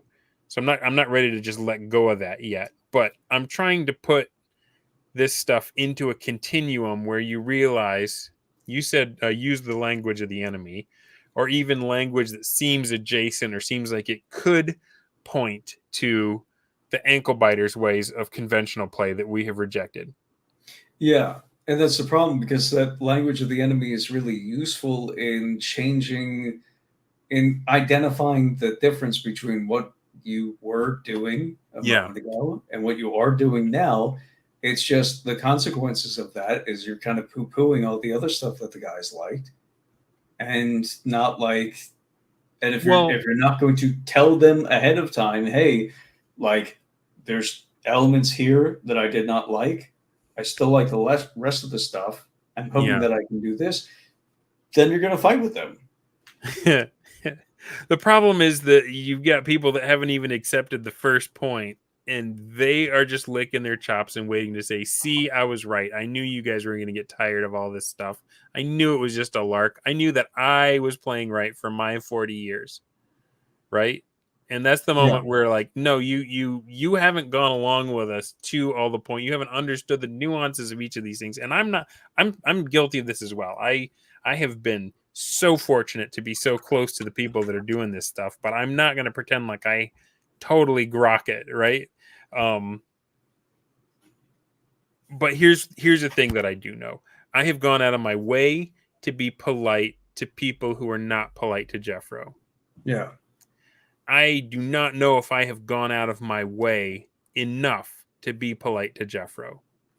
I may have assumed, because I see things his way, that he and I are tight and good, and that he doesn't feel stung when I let somebody like Griff on my show and just let him say whatever I want, whatever he wants to, and don't stand up for him. So that was my biggest worry when I had Griff on, was like, am I going to be fair to this guest, but are the bros also going to feel like they were fairly represented? And I don't know. I said it on Ryan's show. Nobody ever worries about offending Jeffro. Maybe it's because he offends so many people, we just assume, well, he could take it or whatever. But like, there are certain things that I think, and he can correct me because I'm not in his brain or anything, but like, I feel like this Braunstein stuff is a big deal to him, like to the point I'm where in his brain to torment him. He's Gen X, and you're all very sensitive people, you Gen Xers, and that's my kind of favorite target. Okay, I'll bring it on, whelp. But the point I'm making is, like, Braunstein is in a very real sense his legacy. It's what he has been working on and developing, and in the face of enemies and sometimes in the face of his own friends, taking friendly fire over it. And I'm not saying it's bad to not be where you are, to like need to come along. I just, for my part, I want to make sure that I'm not sending the wrong message. You know what I'm saying? What's an area where, and all right, pick somebody other than Jeffro. Okay. Because this will help us like tie it back. You just have to adjust this little kaleidoscope just a little bit to see a much different picture, and then we'll turn it back and it'll make it sense a little bit more, I think. All right, I'm with you. What's a person where you think you might have started breaching on that kind of like overstep, where you weren't like you figured it should be one way. Mm-hmm. You figured that this would be appropriate to say to them. This was a good kind of disagreement, or a good kind of agreement with somebody that they didn't like, and you're kind of worried that you might have gone out of bounds there.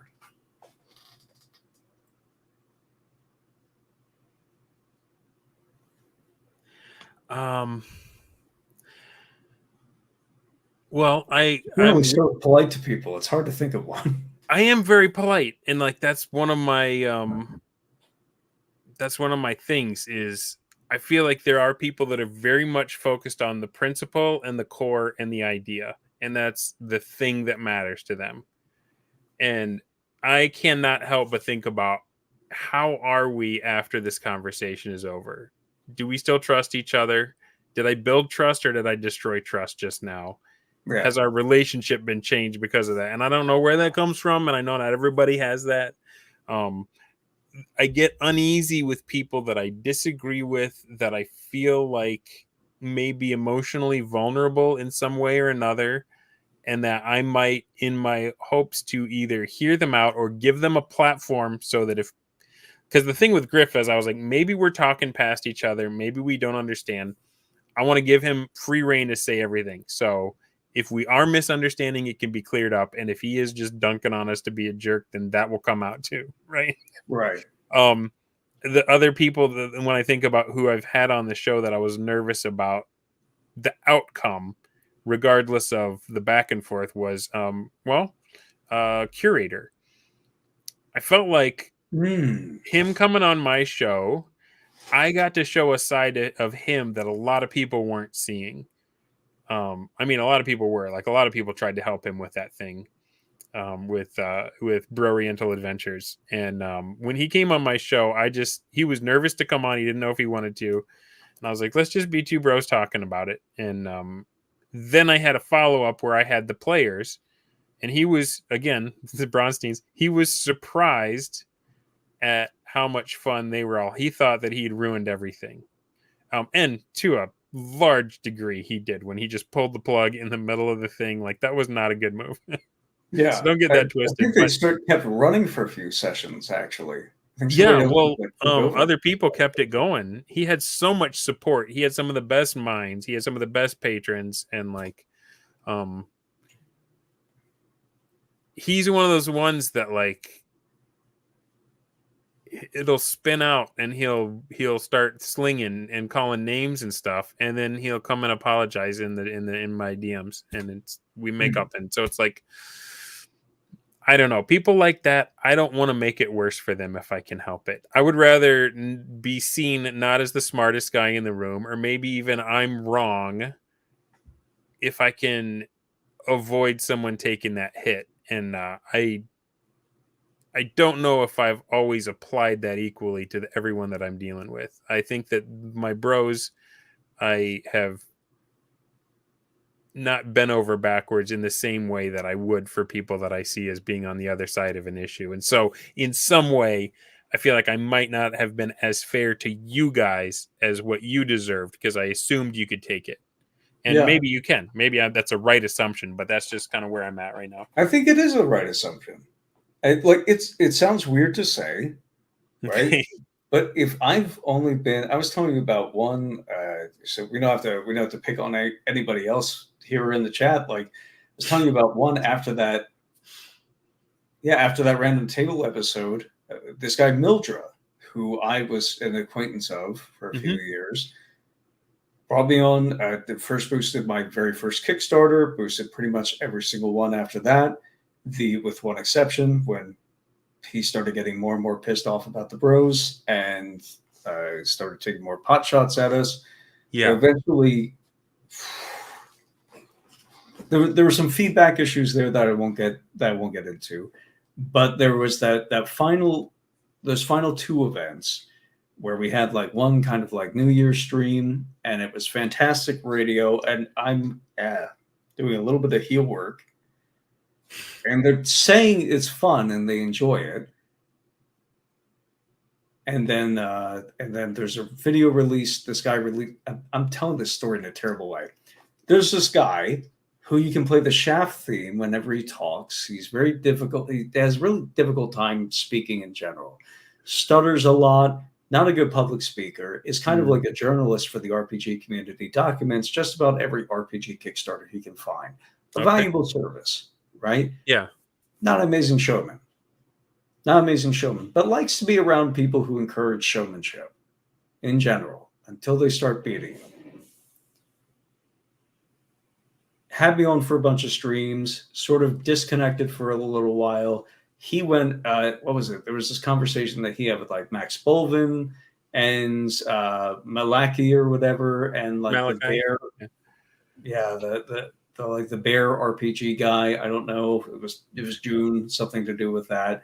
And they had Mildra and one of his co-hosts on, and that didn't go well. There was it was just kind of bad energy, bad vibes. People, they weren't meshing right, you know? Yeah. And so I went after those guys because I'm like, I don't know you guys, but I do know Mildra.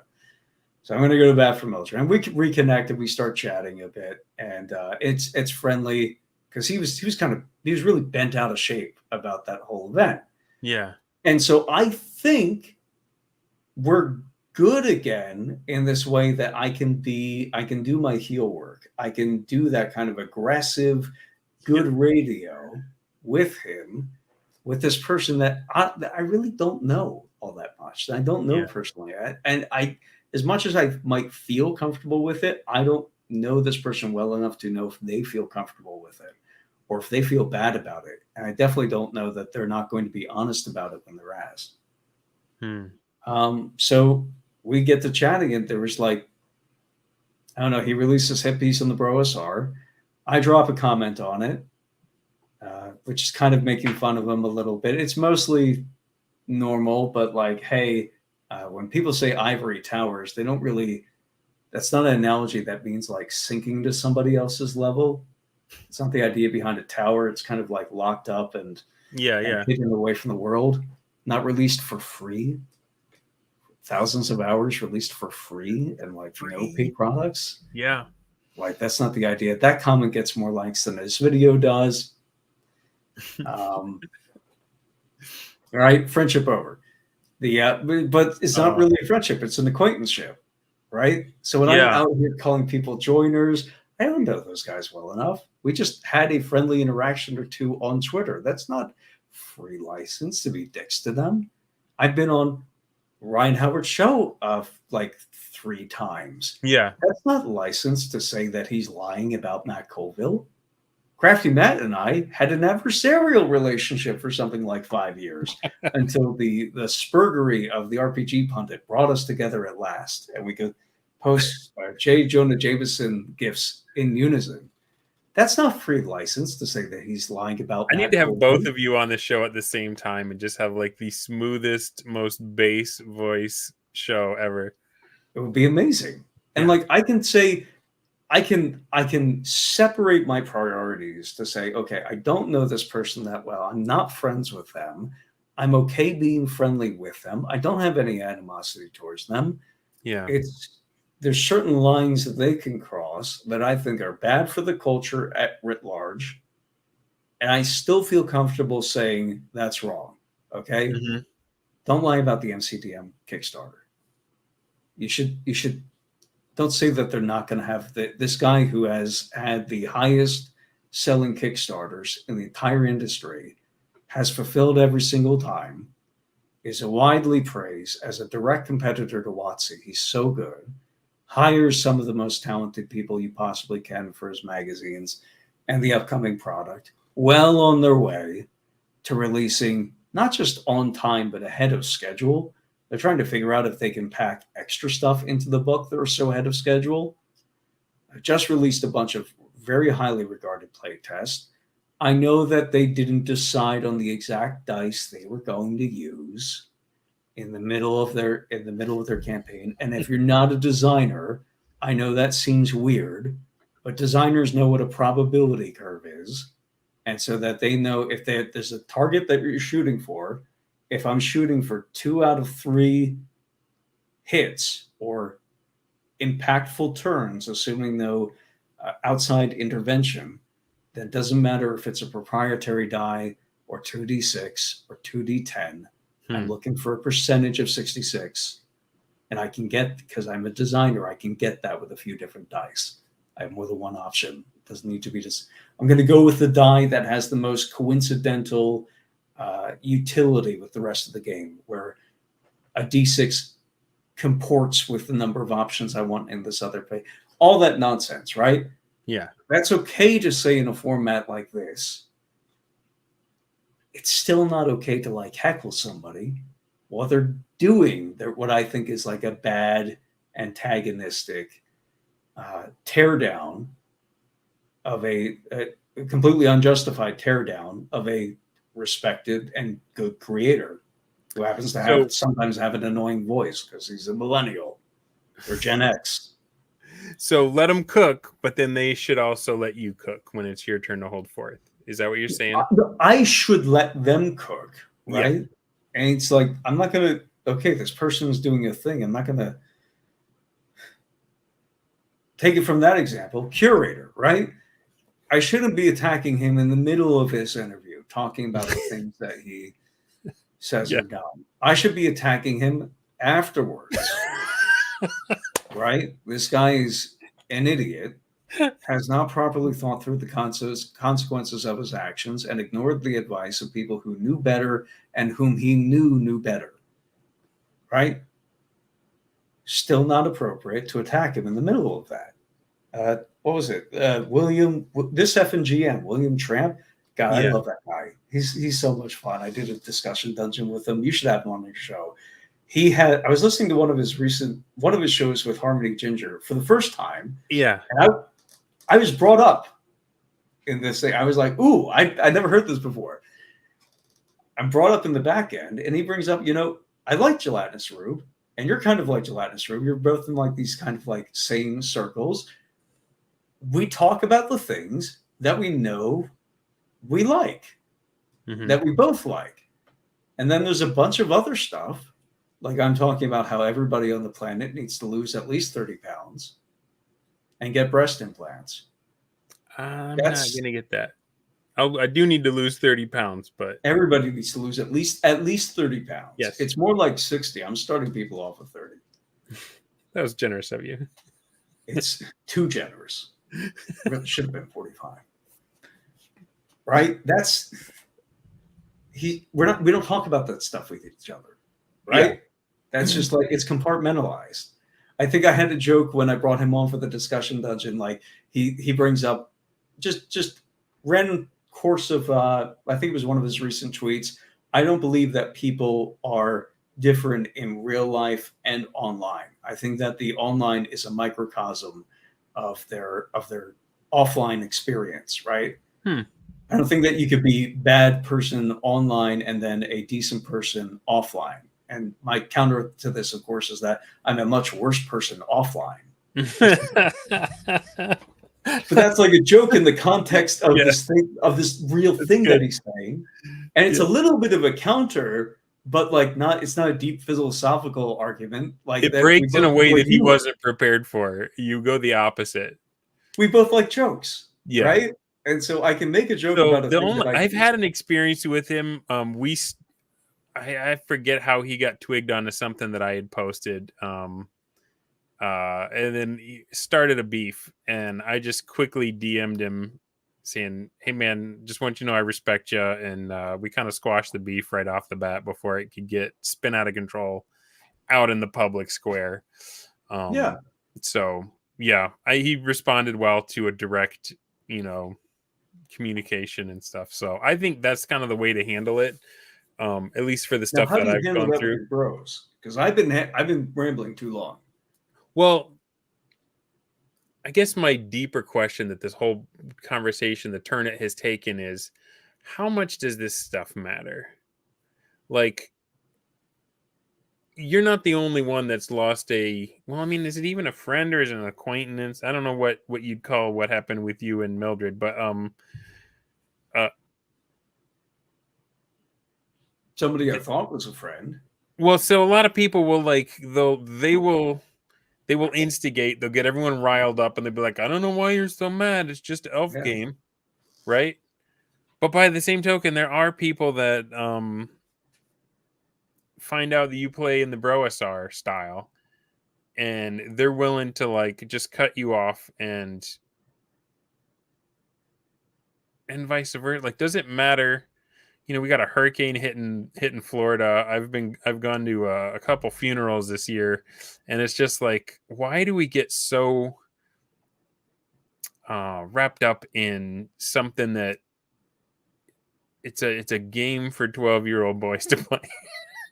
Do you Okay. And here we've got septuagenarians threatening to sue 40-something dad bods over their use of the term, of Braunstein, and it's like, why? What? This is fun times. This is entertainment. Why does microcosm of other it get stuff to we the care level about. of identity and territory and must be defended at all costs?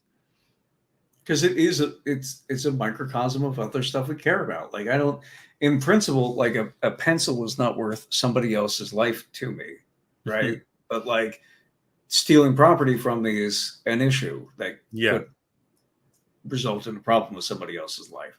And so like somebody taking my pencil is not upsetting because of the value of the pencil. It's upsetting because that person's behavior towards me is a microcosm of how they might treat me in other situations, right? Yeah. It's a no man is an island, but we are kind of like we're not like immediately connect to everything else. When your Phineas says, persona is based around being an authority, rivals with threats. and I feel like a lot of the mudslinging that ends up with partnerships dissolving or people just throwing each other under the bus is declarative statements being made as opposed to questions. Everybody wants to be the expert, but not everybody is. And so when somebody makes a bold declarative statement for something that's just either I profoundly disagree with or is just objectively incorrect, it is hard not to rise to that bait and just give them. And part of it is because it's happening on Twitter, and Yeah. like you can win Twitter if you are more glib than your opponent. If you can catch them in word traps and make them look silly or make other people laugh at them, then you just win. And at heart, we're all war gamers that want to win, right? So Yeah. maybe This that's is the why some of practical these, side of being right is not a shield of a yeah, shield against being gay. that's right.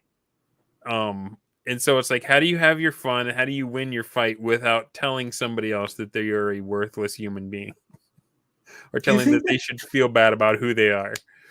I mean, do you think that if people didn't do the declarative statements, but they were still going, they were still asking questions in a way to indicate their opinion about stuff, do you really think that it would be that much different? You got me I, there. I I don't don't. know that it would. I don't think so. Like, I care about stuff like, okay, I keep harping on the Matt Colville stuff. Like, that dude's a creator. He's a good creator. He's a You good look up designer. to him. You admire him. Yeah, like got me into design. I was relying on strongholds of followers, his first big Kickstarter, when I was running West Marches because I needed airships and airships weren't in there. I did my own Kickstarter for that, but I needed like bases that people could use because I was having Yeah. people move around on the hex map and I needed armies and stuff like that because that was the basis for a campaign.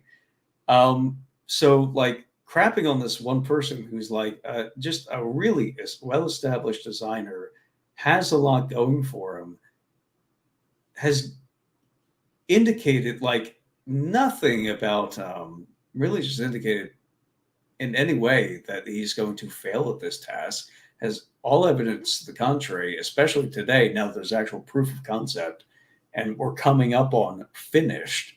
The question is just how much stuff can we get in there, being completely transparent, having shareholder meetings, questions like, oh, they're commissioning dice or they're building a VTT. I don't know if anybody's programmed here something here before, but like a VTT is not that hard. A really I have basic no idea. I've VTT. never programmed a thing. You could do Owlbear Rodeo, the original version, Yeah. probably in about a week, maybe a month. Sweet. Like basic No, so functional. good, Like I'm good. not like working for public release, but like moving a token around the map. From going on youtube.com looking up what is Python to Owlbear Yeah, Rodeo in a week. Okay. doing a Sweet. Discord bot. I have a campaign manager bot that I'm getting ready for. A campaign manager bot that I'm getting ready for Discord. I might do a VTT for Lancer. That'd be fun. Oh, here we go. Phineas is objectively incorrect about this. And it's okay because he wasn't there in the Aaron the Pedantic server from the beginning. But no, the BROSR had an audience and you could hold them responsible for having an audience of worthless, stupid people whose only interest is in establishing that they are an authority in the OSR. They are an authority Yeah. in how campaigns should be run. No, You BX can't is a good like game. cats. I'm the one that likes cats. That's what it reminds me of. It's like little girls fighting over who's the one that, like, that's part of their identity. I'm the one that loves cats the most. And we thoroughly established this, I think, with Harmony Ginger, who just had a different audience of relatively normal people who, when they heard and I established this in my own server, I had just an audience of relatively normal people who would come in, would play the game and go, oh, okay. Yeah. Or just like, not even like, oh, this is my favorite thing ever, or, oh, I get to do downtime this time. Okay. Oh, if I want to play again this time, yeah, okay. Well, I have to do this. Okay, so I need to make another character. Okay, I'll make another character. That's it. Harmony Ginger also didn't say that you're faking gay if you play the game differently, but that's not what changed that didn't have any influence on the people that we already had an audience for. Prince of Nothing, still good content creator, right? Writes things, runs the nap and stuff like that. Is not going to change his mind publicly or admit to having changed his mind publicly. Is probably going to continue mocking you for positions that he now holds. Yeah. He's not going to change that based on somebody being nice to him. To me, the thing was when Trilopulus started, intolerable person. When Trilopulus started, a bunch of people left that campaign and started their own one-to-one time campaigns. Yeah. And to me, that tells you everything. That because everybody that started Trilopulus, I guarantee they got at least a few sessions of conventional play 5e in before that happened. So so all of the you were rude first, you were mean for, like, to me that doesn't matter at all because I wasn't there for it. Yeah. And maybe it would if I had. Like, I do not bear trustful thoughts towards RPG Pundit. And I can recognize that I've got the horns effect on him, that he could come up with something amazing and I probably wouldn't give him credit for it or wouldn't even be interested in it because of the way that I felt about the way that he was acting. So if I try to turn that around, I say, well, maybe someone got their feelings hurt and they're just never going to do it. And I'm not better than them because I wouldn't. But from the point that I entered in, I didn't care about anyone's feelings. I was interested in a more engaging form of playing this game because as I grow older, the conventional stuff just, it doesn't grow with me. It's limited. It has a cap. It has a ceiling. Once you grow beyond it, it doesn't fascinate you the same. Unless you're like addicted or trying to just buy more products to just suck the last little bit of juice to remember what it was like. Yeah. I didn't play back in the day. I don't have the nostalgia hit. So like I need it to be entertaining to me now. How did you get in the first place? Maybe we can end on this. Tell your story. How did you become aware of the BROSR? How did you get inducted? How did that whole thing go down? I used to follow a blog. Called Vox Populi, Vox Day. I don't know if you know the name. I've heard it. I'm not super familiar. Stopped following that a while ago, but Vox Day's publishing house was Castalia House. And so while I was following Vox Day, I noticed this thing about this one article about D&D, and I think specifically, it might have just been a reblog or something, about the 1,000 Sturge room. There's 1,000, just about the idea that, and it was a microcosm of these, time to overuse that word, of these differences between old school play and new school play, where new school play is going to be like, all right, we have these specific developed encounters, they're bespoke, They're developed to counter the players in specific ways, and they're kind of made to be balanced. Versus the OSR has the 1,000 sturge room, right? It's ridiculous. Where you go in there, you're just gonna get sucked dry. You'll just get sucked dry if you go in there, which is fun because I ended up throwing that at my the only IRL full campaign that I've done. We had a cleric who I think was 7th level at that point, so we just cast Spirit Guardians, which is 3d8 radiant damage. It just goes with you. So, and he's role playing on the table for like, oh yeah, a cloud of sturges approaches you. He's like, Spirit Guardians. Falling on the ground. Bug Zapper. He just cast Bug Zapper. There's a room like that in Baldur's Gate 3, which is amazing, right? Turns out these things are timeless. Yeah. So I read that. I follow the chain, not going to prolong this too much. I follow the chain to Castalia House and a review or a recommendation of Jeffrey Johnson's book, Appendix N. Yes. I pick up the book because I'm just starting in D&D. I want to get interested. Literary History of Dungeons and Dragons. And I read it. I'm going back and forth. And I find this particularly interesting passage about 9 Chronicles in Amber. I've told this story a billion times about there's a city greater than any other in all of existence. And you can walk through all of existence. Anything you could imagine is out there somewhere in the shadows of reality. But it's not what you want. You want the only thing that's real in existence. It's the city of Amber. You could have your own Amber if you wanted to and depose yourself. An Amber where you rule already. It doesn't matter. It's not the real thing. There's one prize in reality. You and your siblings are contending for it. There it is. You bring the armies to the doorstep of this fabled city on the steps of the mountain leading up to your fabled city, and you are slaughtered to the last man. You specifically are captured. Your eyes are put out. You're thrown into a dungeon, never to be seen again. And your retainer, your last loyal man, brings down for you a bunch of bread, some wine, and a carton of Marlboro cigarettes. And I said, sold. Yeah. I want to read this. And then I read it, and it still exceeded my expectations. I remember that when that moment happened in the first book, I was like, they put his eyes out, and he's like, how would you do that to your main character?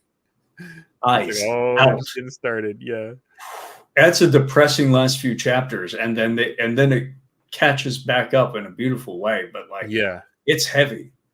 The whole book is heavy. It's still in like a swashbuckling, delightful sort of way. Yeah.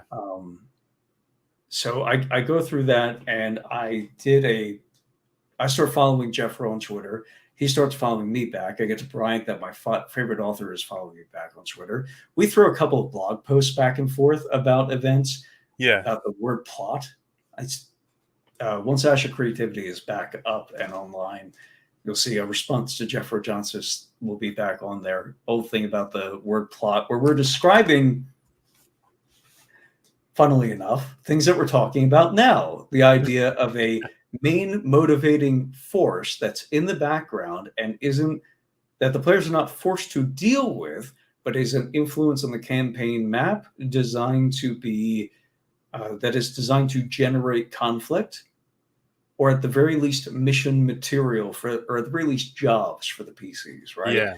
Nothing they need to have a personal investment in, but there does need to be, you need to be able to take on jobs for gold and glory in a D&D campaign. And so you need to have to my mind, a default engine or motivating force for that in a campaign. And I've stayed consistent on that for the last however many, 8 years or so, I guess.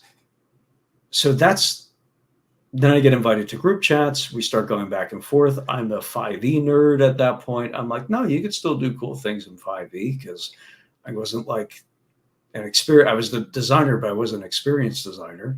And I got into tabletop RPGs mostly because I thought it was cool that I could do a video game, but without doing all the hard stuff of coding and art and that nonsense, which was bad, right? There's a reason it has a low barrier to entry.